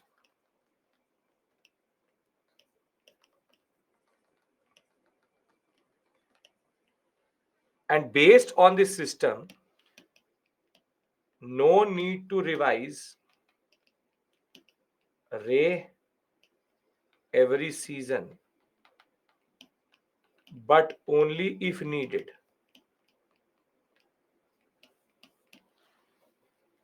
So basically what Todermal is saying, that I am a producer A. I produce wheat. Now, producer A produces wheat. In 1580, he comes up with this 81, 82, 83, 84, 85, 86, 7, 88, 89, 90. This is the produce. This is the price of wheat. Now, what he says is, on an average, this person, between this period, gave a yield of 1 year 100 kgs, 90, 80, 100, 120, 80, 90, 95, 100, 110, and 100. And the price of wheat fluctuated between 1580 and 90. For example, 5, 6, 4, 5, 8, 5. You can go 3, not 3 is too less. 6, 4, 5, 8, 5. Now what he will do is, he will say to the Amil, rather to the Amin, go and say to the peasant that we will take 1/3. Tell me the average of the green side. 100, 90, 80, 100, 120, 80, 90, 95, 100, 110, and 100. What is the average of this?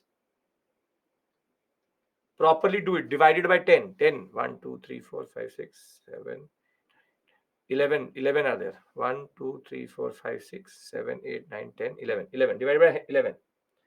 We're taking, okay, we are taking, okay, do one thing. Ye lo bhai, ye lo. Ab ho gaya 10. Now tell me the average. Take your time, but tell me the average. CSAT question. Add all of these and divide it by 10.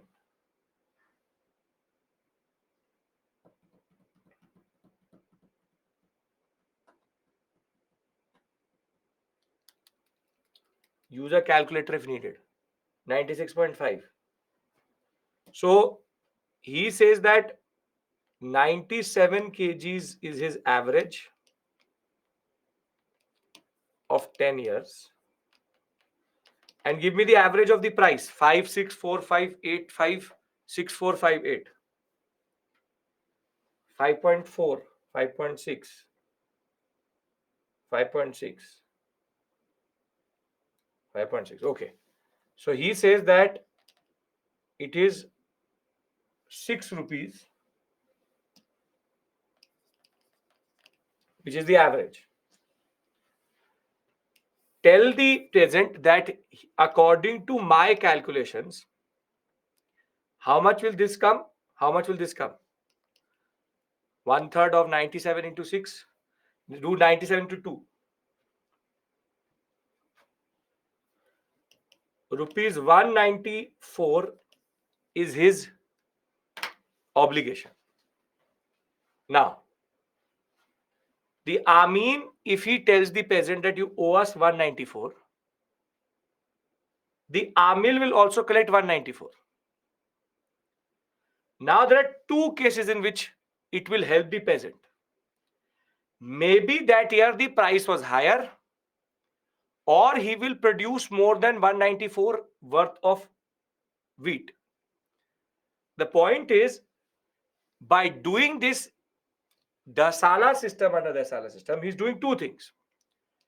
He's bringing in certainty and there is no delay. Because at the time of sowing itself, the peasant knows if he will go for wheat, how much he has to pay. And very simply, this 194 can be asked for next 5 years.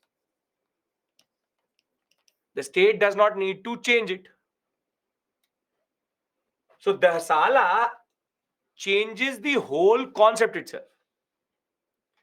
It takes 10 years average of produce, which is yield, and 10 years average of the price itself. And the price itself. If production falls, still it is only 1/3 of his income. Understand this point. The peasant therefore knows how much he would have to give to the state. Are you getting my point? Previously, he would have to wait for a person to tell him how much he owes, and the Amin and the Amil may say different prices. So this ray will obviously be different for every crop. This will be different for every crop. If we could do the same calculation for rice, We could do same calculation for rice.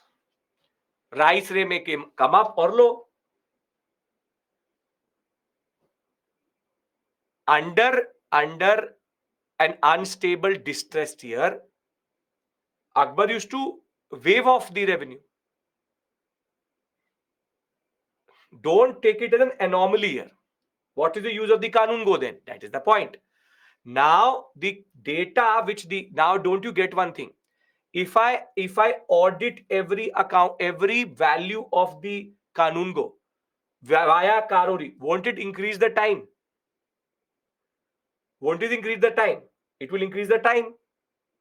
So because it will increase the time, this process cannot happen every year. So he will every 2 years he will audit. So this concept Dhasala undercuts this first issue problem also. If for 2-3 years farmer gets profit, then that's a good thing. Akbar is not going to take more. See, understand this point. He's trying to do good to the farmers. This is a very good system because the farmer knows how much he has to pay. The point is that he knows how much has to pay. Ray is not going to change. And if you are in a distress year, he will waive it off, or he will make sure that you are getting remitted what you should give. If 2-3 years farmer gets profit one crop, then won't they stop producing the other one? That is not true. That is again not true, because the market prices will decide, and every crop is needed. So it can't be that one crop will be produced. And see, yes, Kanun was still required, because every 2 to 3 years or 4 years they will revise. It's not that this is not permanent settlement. It's not permanently fixed. The ray and the produce are not permanently fixed. Maybe after 5 years they will revise. So that Kanungo data is needed. Now the Kanungo is going to collect the data of produce also, of price of wheat also. Kanungo now doesn't send data once a year. He may be sending it 5 years data in one time. But then it will take time for the Karori to go through the data also. So in a way, the Kanungo keeps on still sending data. The Karori collates it. You don't have to explain it to the examiner, and this is not the way the question is going to come. It's a prelims based area, so you obviously don't have to do all of this. I am explaining it to you how it works. I could have easily told you what is it in the paper or in the book, and I could have moved on. If your yield is going up or if your price is going up, the state is giving you a buffer. You can either produce more or less, but you know what your obligation is.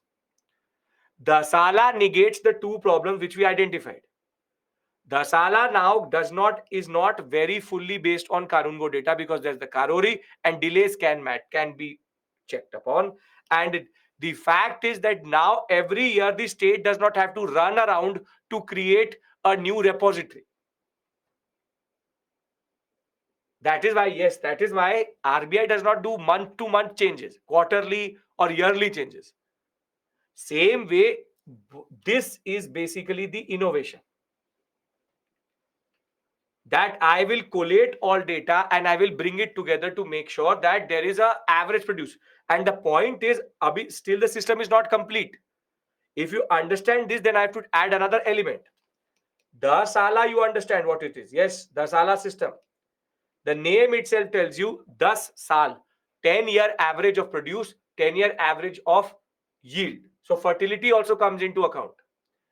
So if you're producing less and more, that is also coming into account. But there's one thing which is still not there, which will be added to make it Zapti. Are we clear till this point? The Sala. Does everybody understand it? You don't have to explain it to someone else. You have to explain it to yourself.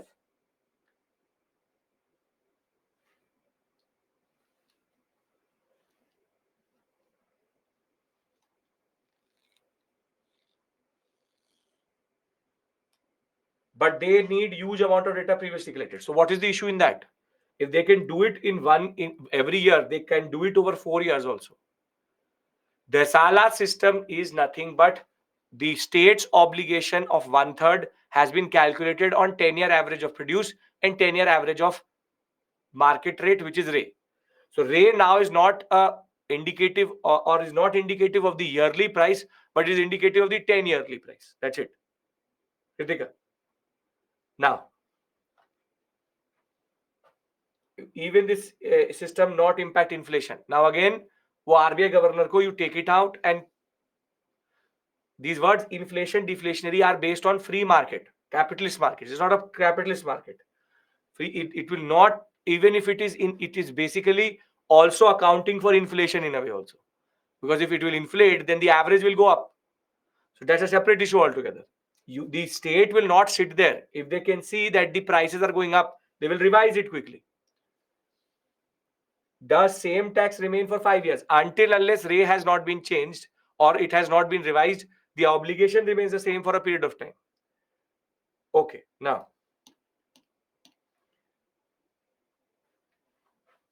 sir, if the Sala applied, then corruption could happen. How? Amin knows how much he has to take. Amin knows how much he has to tell the peasant. Peasant know how much he has to give. Amil knows how much he has to take. So what is the scope of corruption here? Everything is pre-decided. The state already knows. See, in the period, you have something called Jama and Hasil. Jama is estimated revenue, and Hasil is actual revenue. Via Dahsala, won't Jama become greater than, rather, Jama become greater than equal to Hasil? Because you know that what is the Jama which is going to come and what is going to be the Hasil. They already have certainty of revenue. They know how much is going to come. This is also a very important point. Actual revenue and estimated revenue come closer to each other because Dhasala gives certainty. If Amil is corrupt, then the whole world can be corrupt. Then to the whole system, anybody can be corrupt. The first thing which comes to our mind as Indian is corruption. Corrupt to pakka hoga. So there you can't do anything. So certainty is something which basically brings in Jama and Hasil together. Can we say fertility is considered? Yes. If you're taking yield into consideration, then automatically fertility is taken into consideration. Now,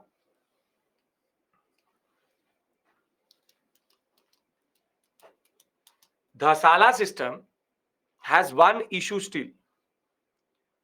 Still one issue. If I have 1 acre and if I have 100 acres, should my array be same, or should my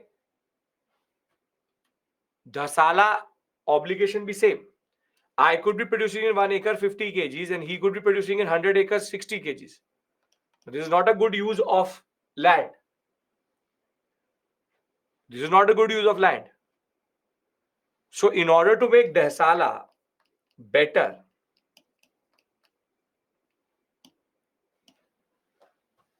they added land measurement. And when you add land measurement, it becomes Zapti system. It becomes Zapti system. Dhasala plus land measurement, which may fluctuate. This may change the ray as per land, and that you get as Zapti. So basically the last major flaw or the last major concept which is left is land measurement. So very simply, let me read this out to you. You see, Akbar reverted to the annual assessment because he was not able to understand what to do. And Akbar's started to appoint karoris who are going to be responsible to collect the crores of dam. Dam means copper coins. Rupiah dam. and also check the facts and figures applied by the Kanun goes. On the basis of information provided by them regarding actual produce, local prices, and productivity, in 1580, Akbar introduces the Hasala.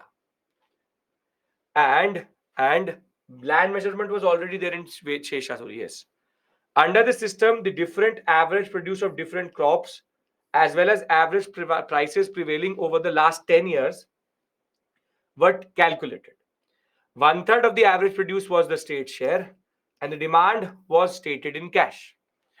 This was done by converting the state share into money on the basis of a schedule of average prices for the past 10 years.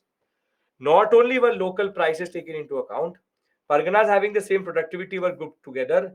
Thus, peasants were required to pay on the basis of local productivity and local prices. The system of measurement and assessment will be later added to the system, and Zapti system it is called. Akbar introduced it between Lahore to Allahabad in Malwa in Gujarat, and the Asala system later to be called as Zapti system. However, this is not the only system which was prevailing. If there's a statement-based question on Zapti which hasn't come till this point, do we understand or will we be able to argue what is Dasala? What is Zapti? What is the difference between Dasala and Zapti? Yes? Well, then I want to go to the other three systems which are prevailing. Okay. Now, Akbar, however, did not force Dasala or Zapti on anyone. When an Amin used to go and meet a peasant, the Amin used to say to the peasant, under which assessment you want to give tax? What assessment you want? You want. And the peasant said, okay, what are my options? And the peasant was given 4 options. First, Zapti system. Under this, 1/3 into produce into Ray, 10-year average. He will say, I will tell you your cash obligation. And this will post harvest. You pay us. The Amil will come and collect. Amil comes and collects.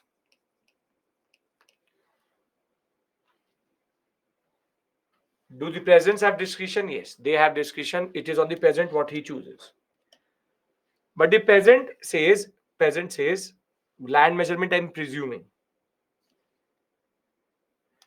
The peasant says, no, Zapti is too complicated. What are my other options? So he said, okay, you can go for Galla Bakshi or Khet Batai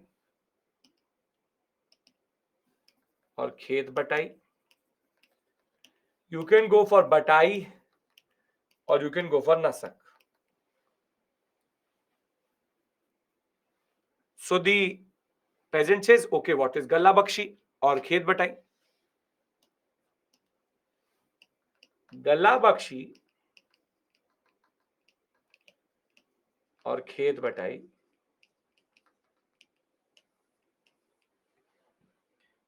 the concept is very simple. The peasant says, okay, I want to choose Galla Bakshi Khet Batai. So the Amin, what he will do is, he will demarcate an area.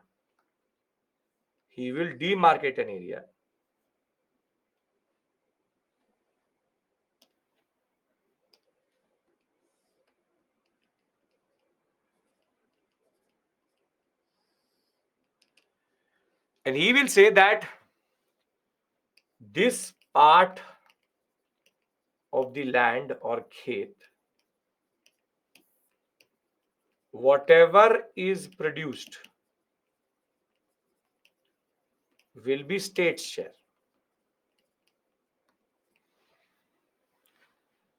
So basically, now he has designated, now the peasant will sow this He will sow other areas also. And over a period of time, you will get a harvest.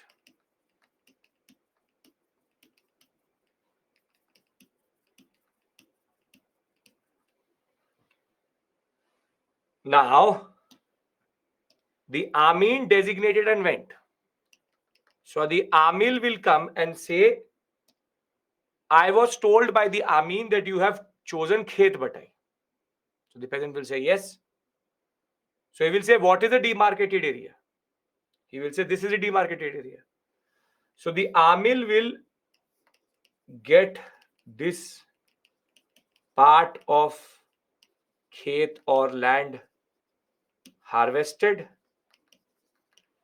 and whatever it is most probably 1/3 of the land. The Amil will thereafter, it will be his responsibility to take the crop to the market and convert it to cash. So basically, in Khet Batai, you are paying in kind or paying in produce. Paying in produce literally means Khet Batai. Khet baat diya. Khet baat diya. So the only job of the peasant is to give 1/3 of the land designated to the state, and whatever is produced onto it will be state share. So under this system, Gala Bakshi the is the is based on produce as tax, and it is the division of standing crop in the land of the peasant.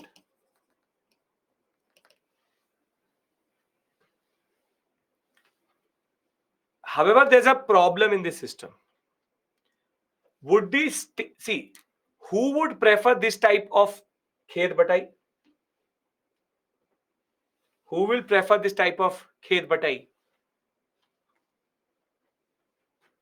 Small farmers, very small farmers, because they cannot go to the market, put it onto a bullock cart, take it, send it, then convert it into cash. It is for a good small farmer. He has no resources to go to the market. So rather he will say this, right? Okay, you take it, you get it harvested also. It is not in my capacity. But the state doesn't prefer this, because here the peasant's discretion is very high. The risk is borne by the state, because the peasant can sabotage and either water his areas more and less to the areas of the state. So the peasant can and cannot take care of this area. So the risk is borne by the state, because peasant can ignore the areas of the state. So mostly the state did not want the peasants to go for khed batai. But if it's a very small producer, they had no problem. Rather, if you are in the similar situation, the Amin would say, go for batai. Go for batai. So the peasant said, what is batai? Amin said to the peasant, you have chosen batai. So now my job is over. I will just make an entry that the peasant has chosen batai. You produce what you're producing. You produce what you're producing. So pre-sowing season, he will just note that he has batai. Now he will grow his crop.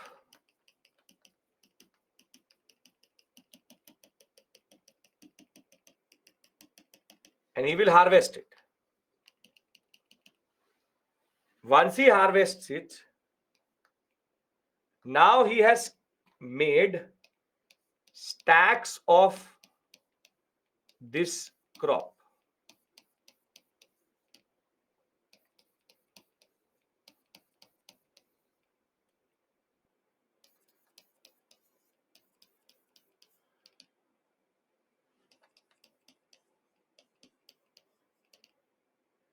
For 8, 10. So you made 12 stacks of it. Now the Amil will come. Now the Amil will come and say that you chose Batai. He said, okay. He says that the best stacks which are there, give me 1/3 of them.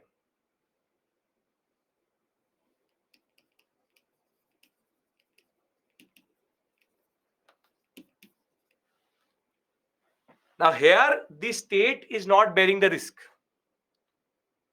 Amil can choose best cut crop. But like in Khed Batai, the Amil has the option, or not has the option, there has to sell this in the market and get cash. Here the risk is borne by both peasant and state, because the peasant does not know which stack or which part of the land or which part of the crop the Amil will take. So here this is produce as tax, but this is pre-sowing, this is post-harvest, wherein the crop is divided after being cut and the Amil sells it to get cash. So now does it make sense? Why would the state choose Batai and not Khed Batai?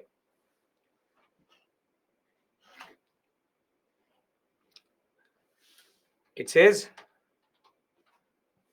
division of standing crop, division of harvested crop. And in India, still a lot of areas in India, Batai is used. Kalabakshi is also used, but Batai is used in a lot of areas. What is the risk? What is risk for state in Batai? Nothing really. Nothing really. If the peasant loses, the state also loses, the state loses, the peasant also loses. Now comes the last, Nasak.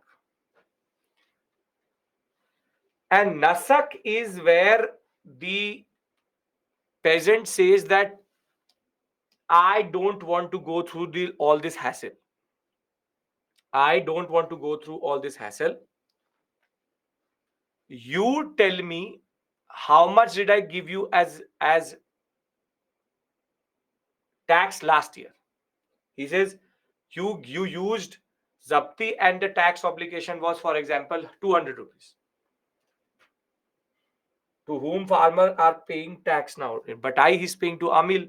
Everywhere the Amil is taking. Amil is the collector. Nasak, the farmer says, whatever I paid to you last year, I'll pay to you this time. No assessment, no going around, no batai and all. So it is the arrangement under which peasant pays exactly what was obligated in previous year. Rough calculation of amount payable to the peasant based on what he paid in the past. Which type of person, which type of peasant would like Nasak? Which type of peasant will like Nasak?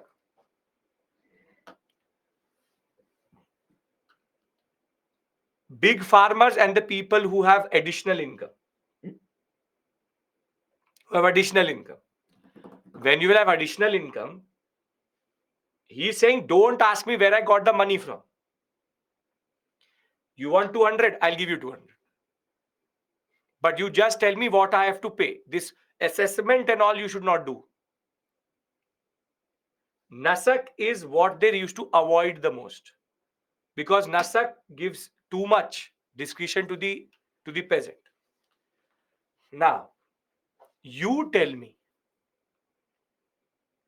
were you expecting such a system in medieval India, Mughal India, wherein the discretion is not with the state, it is with the peasant? And all of these measures are basically pro-peasant measures, wherein how khed batai is pre-sowing, before sowing itself, the area is designated. This is what the British destroyed. The risk in khed batai, galla bakshi, is that the peasant may sabotage the state share. In India, till today, we don't have such a system when the peasant has so many options.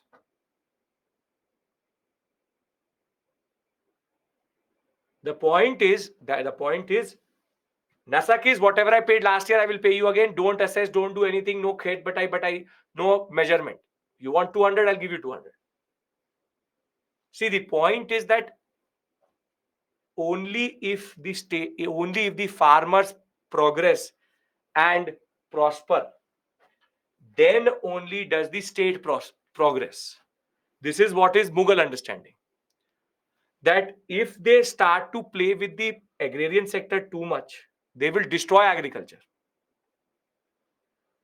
And multiple times when I've taught in modern India, students ask me, I say that the existing mechanism was not based on exploitation.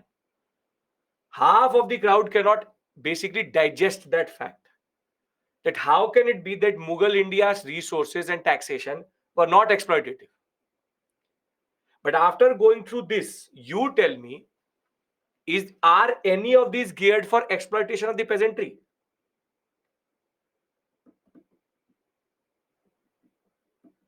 In Nasak, how they check land? They will check the records, what he paid last year. It's record based.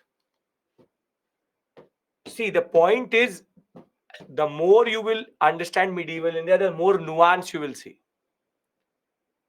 Now, if this is fine, I want to go to Mansabdari. Do you understand revenue administration? Revenue administration is clear.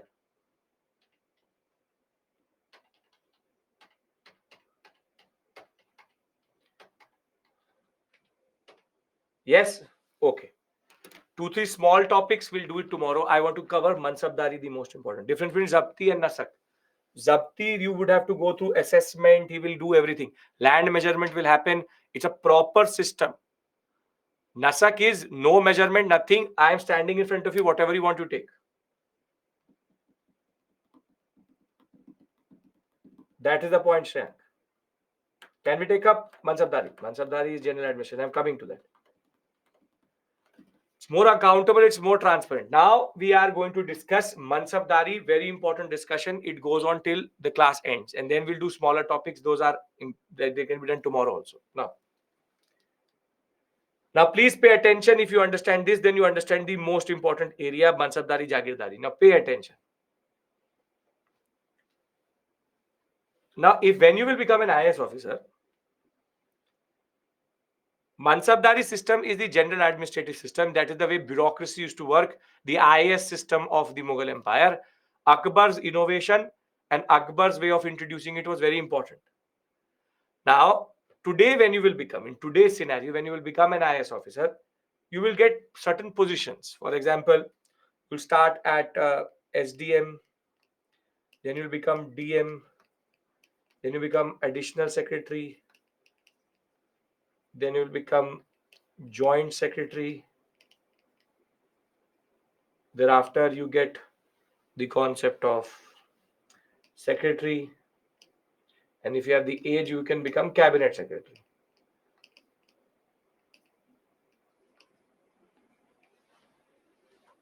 What is this called? What is this called? What is this? Rachi, do 2 to 3 times, do it. Nasak batai, khed batai, zapti dasala. 5 terms are there. Kanungo karuri, 7 maximum. This is called a rank and a hierarchy. Very good. This is called ranking system. A ranking system. And on every rank, you will get a certain salary.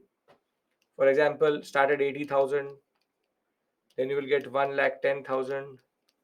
Then you will get 1,20,000. Then you get 1,50,000. You get 1,80,000. Then you get 2,50,000. For example, this is the way you get money and you get a salary. So I hope you understand what is a rank. Understand what is a rank? You do? Rank system. It's basically a hierarchical system of how things are up and down. Okay. Now this is a word-based ranking system. I am a DM, SDM, this, that. Now,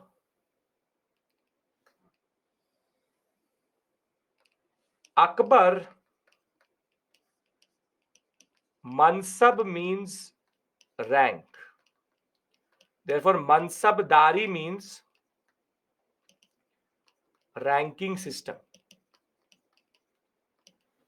Akbar, rather than giving these word ranks, thank God he did not give it, which is Shikdar, Shikdaran, Shikdaran, Shikdaran, Sir, Subedar, Dhubedar, rather than doing that, because that would have made this area very difficult. He gave numerical ranks. 100, 200, 500, 1000, 2000, 5000. Now this number is indicative of nothing other than his zat. Izzat hoti hai, izzat. Izzat is honor. From that izzat, take out zat. Zat is your rank in the system. Status or the rank in the system. So Akbar called me. Who are you? I said, I am 5,000 izzat.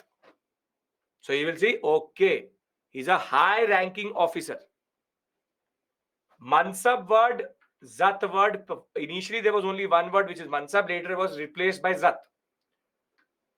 Zat means what is my rank? 1,000 izzat, 2,000 izzat, 5,000 izzat. Man Singh was the only one who got 7,000 rank. There could be 250, there could be 500. This is an example. Any numerical rank could be given between 100 and 7,000. 7,000 was very rare. 5,000 was the highest it used to go. But understand this point. Does this numerical value have anything indicative of the value itself other than the hierarchy? No, it is just a rank that I am 1,000, 2,000, 3,000, 4,000, or I am DM, SDM, additional secretary, secretary. It's a rank. And how is it decided? Because you will join Akbar's administration and you will be given a zat. 1,500, 2,000 was the most common. And on that zat, salary was decided. So he would get, for example, 1,000 dam. Dam means copper coin. He could get close to 10,000. He could get 20,000. Let's make it 5,000. Why he should die? 5,000 dam. Dam. This could be 30,000 dam. This could be 50,000 dam. And this could be 70,000 dam.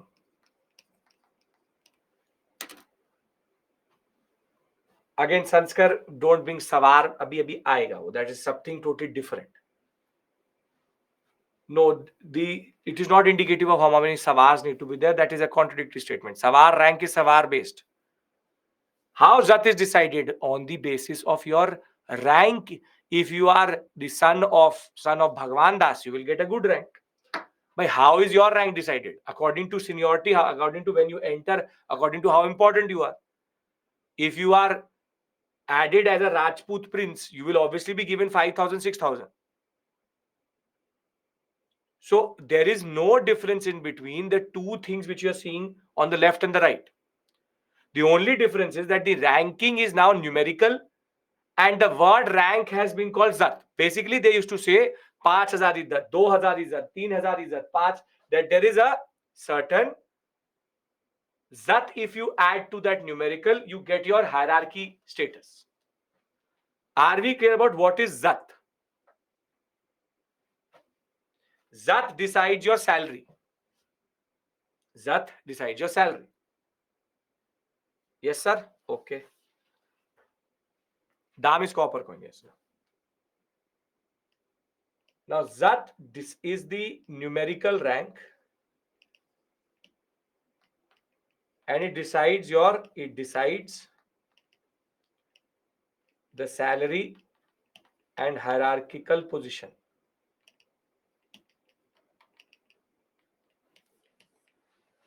However, after a certain point, there was one more rank which was given to every officer who was given this responsibility, maybe.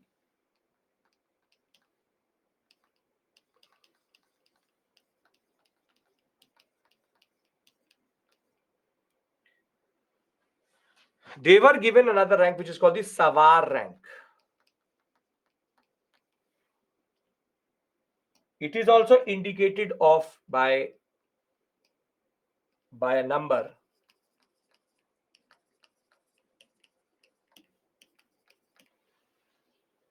But Savar rank literally means how many Savars, which is one horse plus one man, you need to maintain under that given Zat. Meaning, Akbar called me and asked me, who are you? So I said, I am 2,000 Izzat, 1,000 Savar. This tells him that I get a salary of 50,000 dam. And this also tells him that I have 1,000 horses and 1,000 men under me. See, in Ikta, was there a military obligation? Was there a military obligation in Ikta? Yes, it was. Yes. Was there a military obligation in Nayankara? Yes, there was. In both, the military obligation was there. You had to have a small contingent. But unlike the Ikta and the Nayankara system, where the contingent was the discretion of the officer, here the state is deciding for you how many horses and men you have to maintain in that given salary. There could be two type of officers. One who is a 2,000 Zat, who could be a 2,000 Zat, but has no Savar rank, and he could be 2,000 Zat and 1,000 Savar. You could not have a Savar rank, or you could have a military obligation. I'll give you a very simple example of this. Think that when you become a DM, the government says, what is your rank? SDM 100 servants.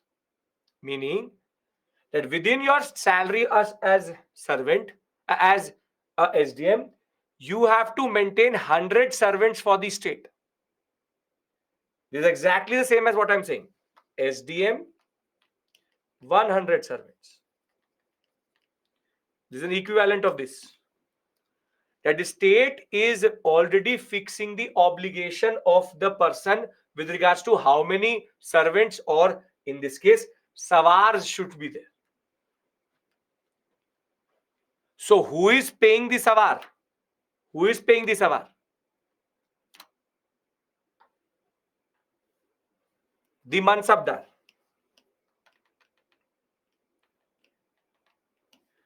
And Ironically, you tell me, Ikta and Nayankara, who paid the contingent?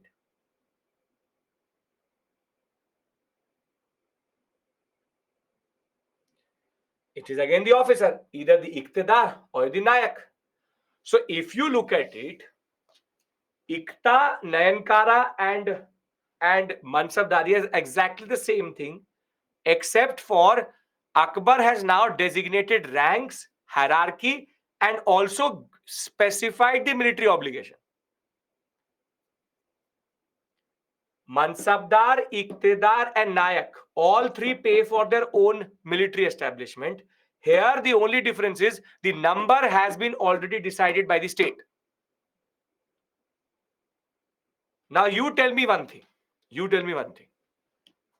A person with 2000 Zat, a person with 2000 Zat, 1000 Savar, who should get a bigger salary or more salary?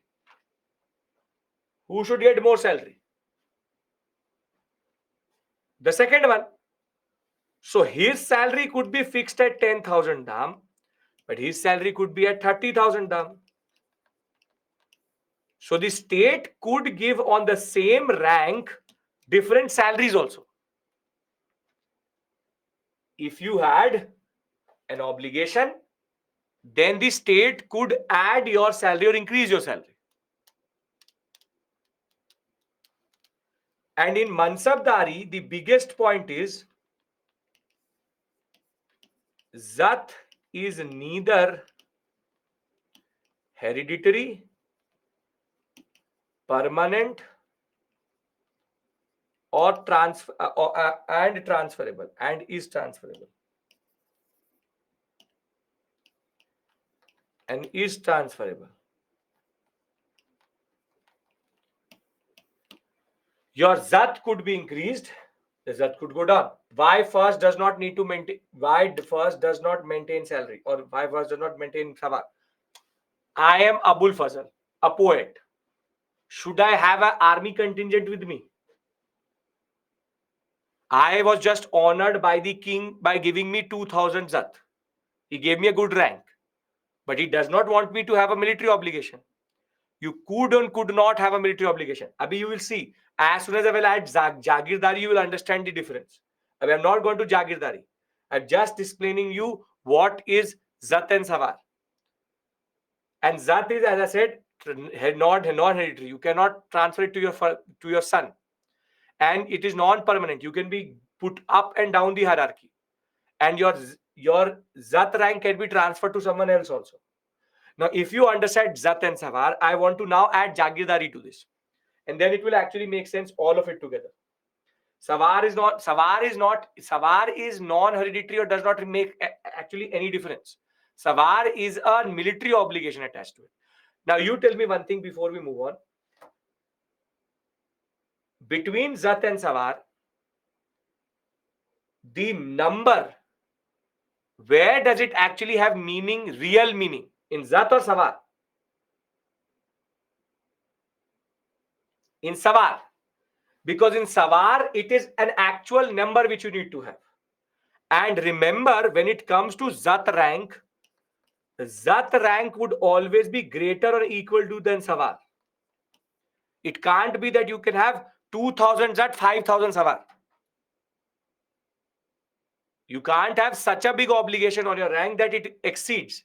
So when it came to rank, it used to always be like this. Akbar decides what is your Savar rank. Zat only means your place in the hierarchy and the salary. That's it. Savar literally tells you how many people you should have. Now you see. Does prelims question ask the system as well? Prelims will not ask you this. They will ask you the meaning of Zat and Savar. Please pay attention. Abhi, the story is only half done. Don't get distracted. Now pay attention. This system, keep it in your mind. It cannot lead to feudal polity because it is non-hereditary, non-permanent, and transferable. Now pay attention. Now the whole empire was again divided into two parts. One is called Khalisa. Khalisa is nothing but crown land, and the revenue collected is sent to the state directly. The equivalent of this in ICTA will be what? Will be what? Kharaj. So understand, Khalisa and Kharaj are different. Then if I take something from you, in Hindi, what is left with you? क्या बाकी है? So पे बाकी. So the land which is left out of giving it to Khalisa is called पे बाकी. जो बाकी है वो पे बाकी. Now पे बाकी land, mansabdars are allocated revenue assignments in lieu of their service. In lieu of the service, the land given is called a jagir, and on receiving a jagir,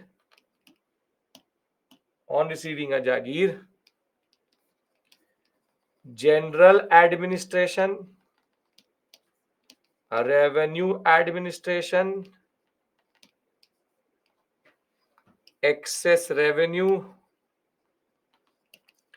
to center, maintain the Savar rank military obligation. Now you get the difference. The only difference between ICTA and this is that here the Savar rank has already indicated what is the military obligation. This is non-hereditary, non-permanent, and transferable.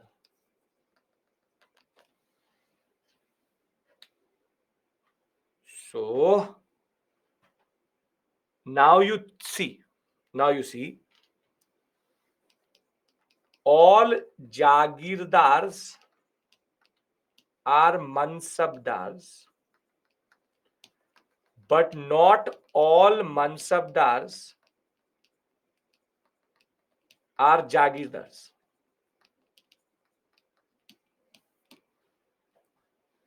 Get my point? That if you are a Mansabdar who gets a Jagir, you become a Jagirdar. But it's not sure that you will get a land. Now you see, basically, I'll bring everything together. It will make sense to you. Think of it like this. See, the whole of the empire is divided into two parts, Khalisa and Pebaki. There is a Jagir.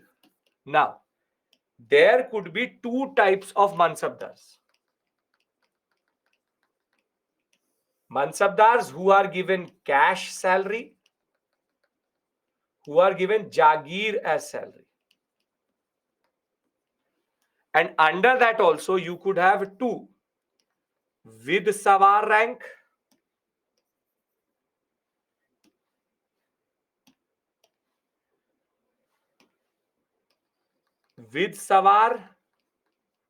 or not Savar.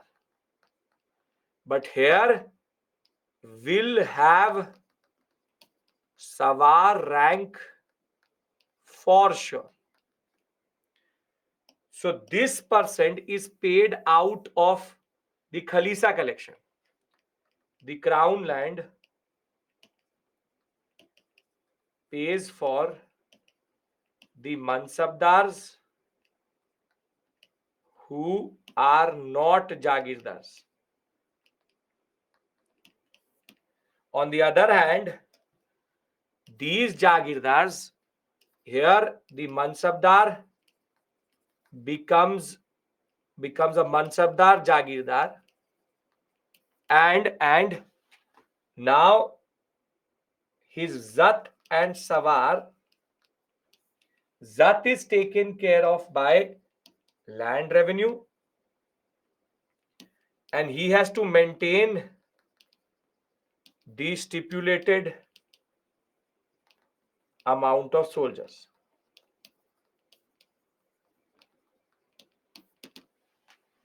Does this make sense now? How this system is actually working?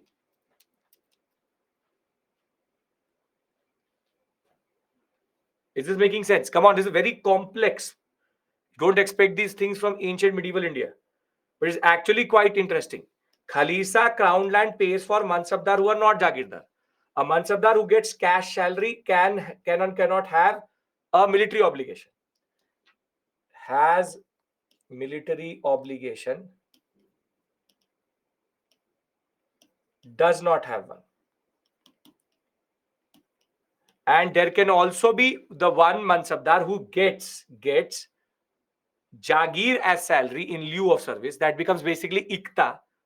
And he will be given a Jagir. And when he'll be given a Jagir, he becomes Mansabdar Jagirdar. The Zat rank and his salary will be taken off care by land revenue. And his Sawar rank needs to be now maintained by the land revenue he's getting. And to check that, he had the concept of Dag and Chehra, under which every horse was marked, which is Dag, and Chehra is that every person was registered. Every man is registered, every horse is marked. Now you see, basically, now pay attention. There could be three type of officers now. 1000 Zat, 1000 Zat, 500 Sawar, and there could also be 1000 Zat, 500 Sawar. He is just a Mansabdar paid in cash by the state. And maybe he was entitled 10,000 dam. Now there are two types of them. This could be a only Mansabdar and 10,000 paid by the state directly. And this could be a Mansabdar Jagirdar whose 10,000 is paid in the form of land revenue or Jagir. I can't be more clear about this. You see, again, nobody is going to ask you to explain this system to the examiner, but I hope you're understanding. Dag is for the horse, Chehra is for the cavalryman. Are we clear about this? Are we clear about this? I'll read it out to you and you will realize that it is actually not What is the difference between 3, 2 and 3? What is the difference between 2 and 3? You tell me what is the difference between 2 and 3. Nirbhay, you have been listening to me for the past 1.5 hours. What is the difference between 2 and 3?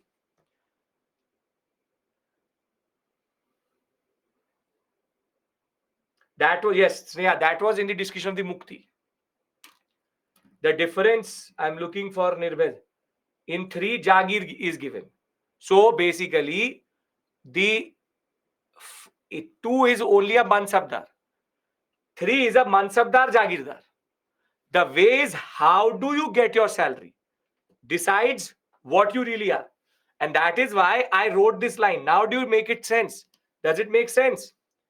That all Jagirdars are Mansabdars, but not all Mansabdars are Jagirdars. Yes?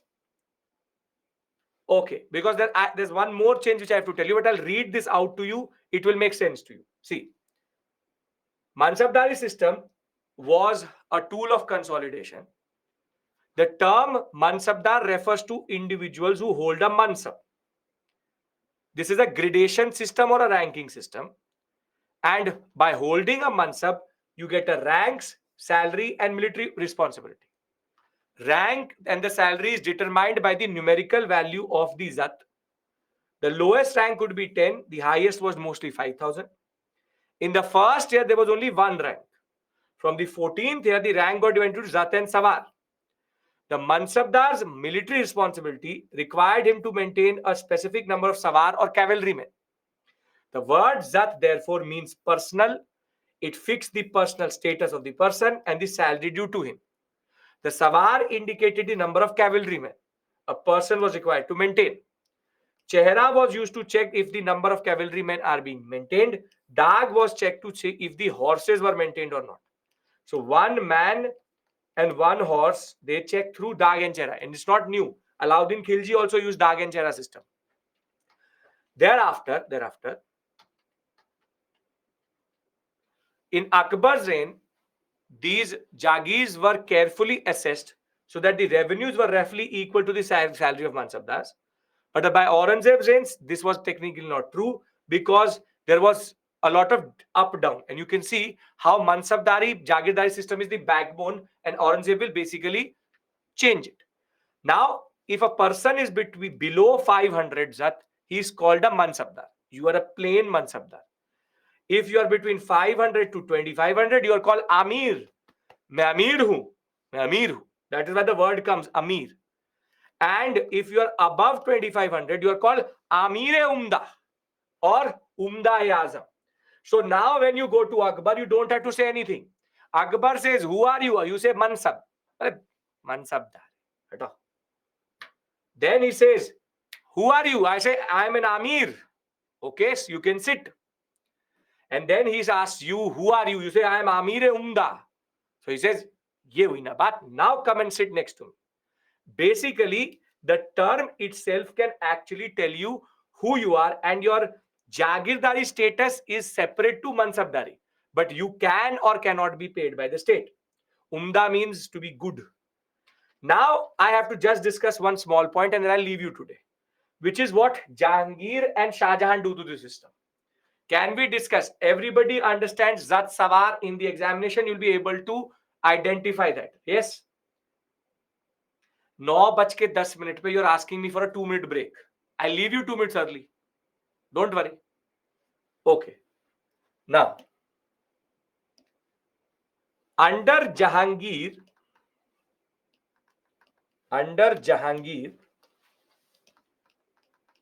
and Shah Jahan, see, the problem is that both of them are constantly fighting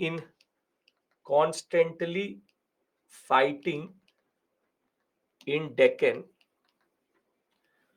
So what they wanted was, they wanted to increase the number of resources without increasing cost.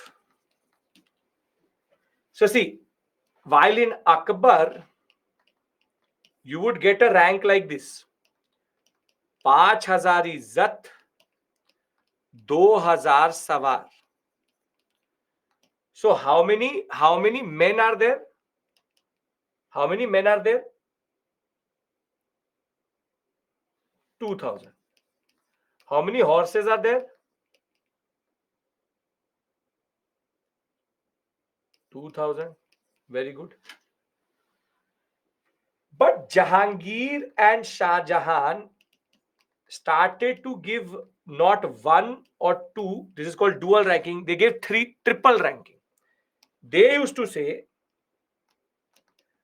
5,000 इज्जत, 2,000 सवार, 1,001 अस्पा, 502 अस्पा, 530 अस्पा.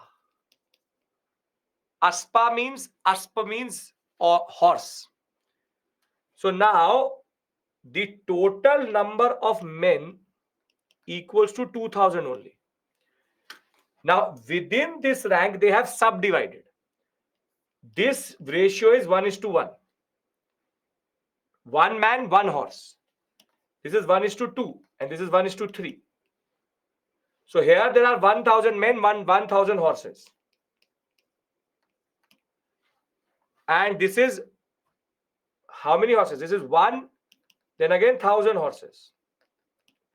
And this is 1500 horses.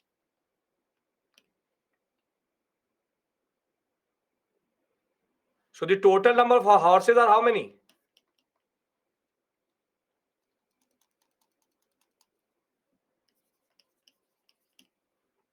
3500.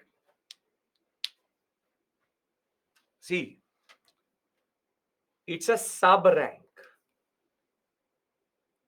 If today, basically it says SDM 100 servants, 50 cooks, 20 washers, and 30 drivers. Basically, एक अस्पा, दो अस्पा, ती अस्पा. They have divided total number of only 100, but they have been subdivided. Did they increase the salary? No. That is why Mansabdars were under a lot of pressure. A lot of pressure. And it's not that a man is roaming around with 3 horses. He had a backup 2 horses. The whole contingent needed to have 3500 horses. So basically, now you have to calculate for me 4000 Zat, 3000 Savar, 1000 एक अस्पा, 1000 दो अस्पा, 1000 ती अस्पा. Number of men remain 1000. How many horses are here? Please tell me. Yes, Anshu. Ambika, how 3000? 6000, right? Here 1000 horses, here 2000 horses, here 3000 horses. 1:1, one man 1, 2, 3, 1:3. Is this making sense? See, it says here, one second. Under Jahangir and Shah Jahan, the rank was further subdivided into Du Aspa, Shi Aspa, literally meaning trooper with 2 or 3 horses, which implied that the Mansabdar holding a rank had to maintain and pay for double the quota of troopers indicated by his Savar rank. 3000 Savar means 3000 men. Men don't increase. It is the number of horses which increase, because horses are the real thing which matters. Men, they'll get from anywhere else also. Men are still 3000. Men are 3000. Horses is 6000. Aspa means horse. 3000 Savar means 3000 men. Out of that 100, yes, 1000 have 1 horse, 1000 have 2 horse, 1000 have 3 horse. Perfect. I'll make this public. This is what Abhishek is telling us. Different Abhishek. Make sense? Mansabdari, Jagirdari, clear? It is subdivision of this.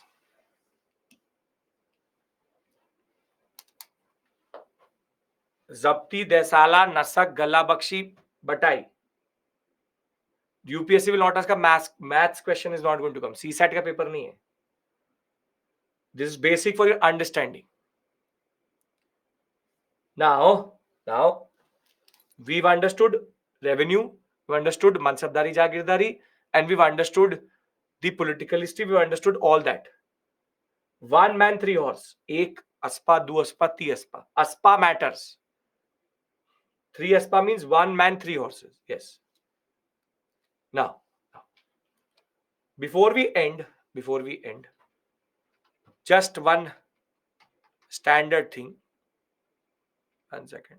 Which is these terminologies. Okay, this.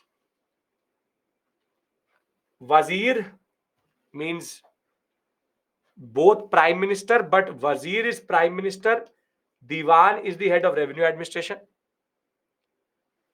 subedar. And see, the Mughals, how they divided the whole system was pargana, sarkar, suba. This is under a subedar, governor. Pargana is number of villages, and this is under a shigdar. Remember, this came in the examination.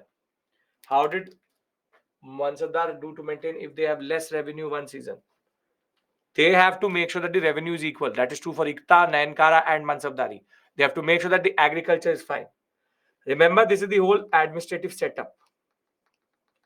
And that is why you can see here, you have Subedar as the governor of the province.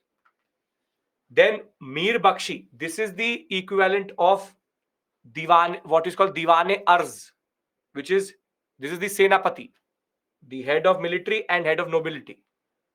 Barid, we already know.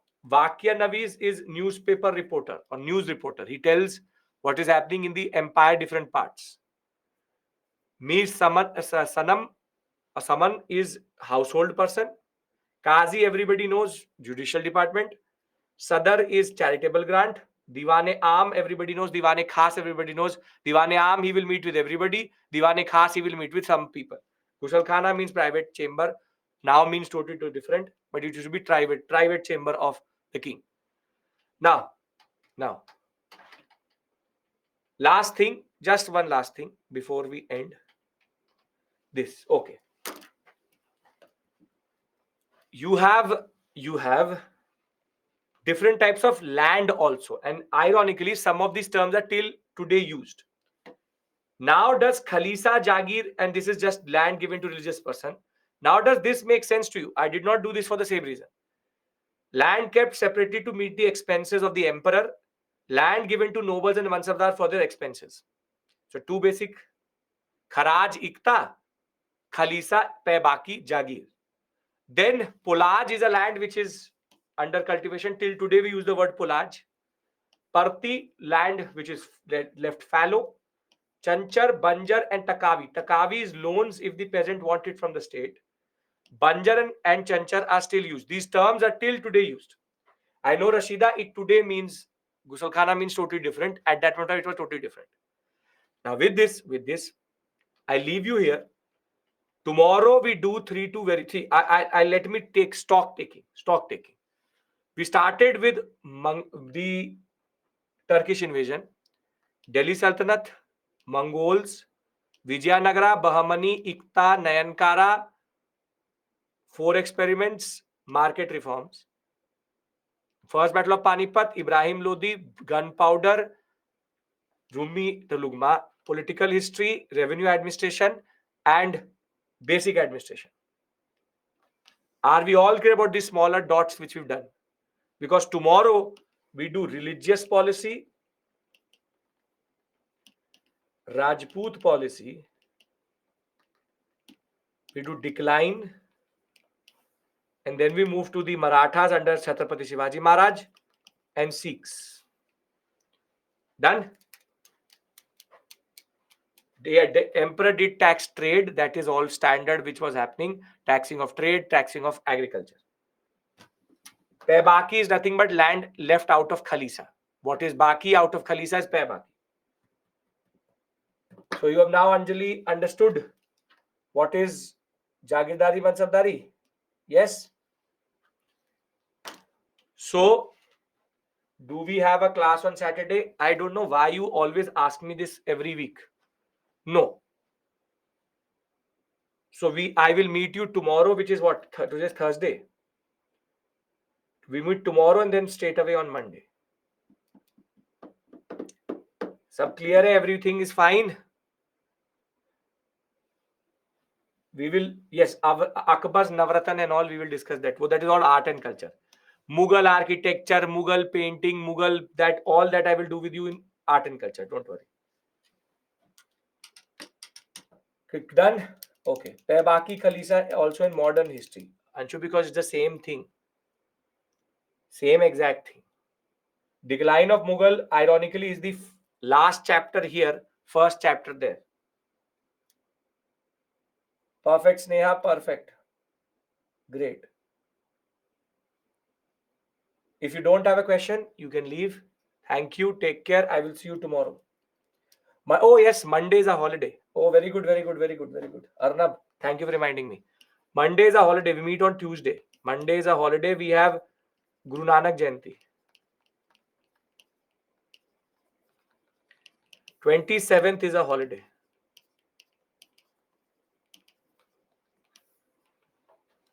We meet on Tuesday. You want previous slide? Okay. So remember, Monday is a holiday. Thank you, Arna, for reminding me that. I did not know it myself. I did know it. Means we have 3 holidays. Yes. But for you, it is 3 holidays: Saturday, Sunday, Monday. For me, it is 1 holiday because I have weekend batch also. Tomorrow is also holiday. Kahe? Why? Why, Rashida?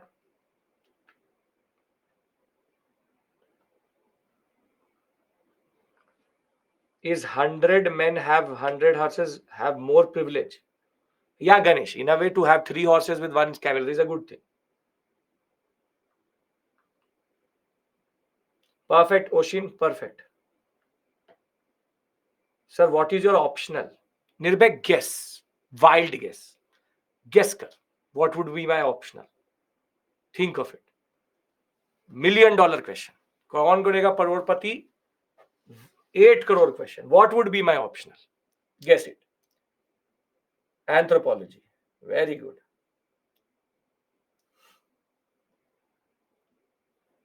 I'm a PhD in history. So why would I take some other subject?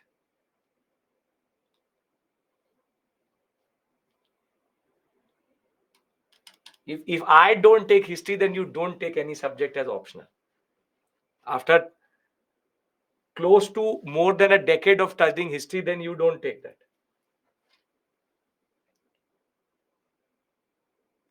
Sir, should we be pre-specific from February beginning?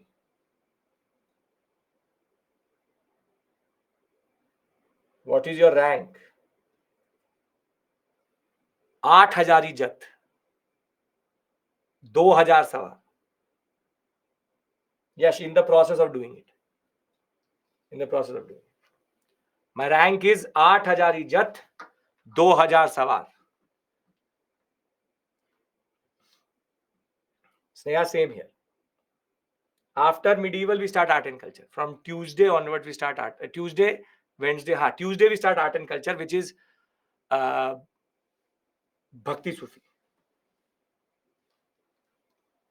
Great, Gayatri. Great. Good to know that.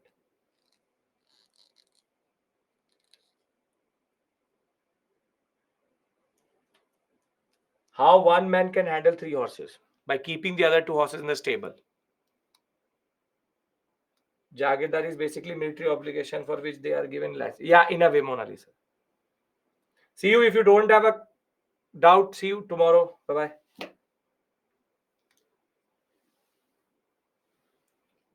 So, Amishri, just divide your time effectively and you'll be able to.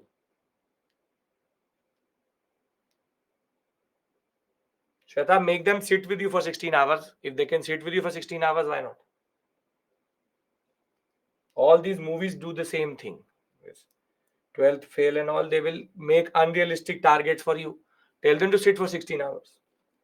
If they can sit with you for 16 hours doing nothing, then you can study for 16 hours.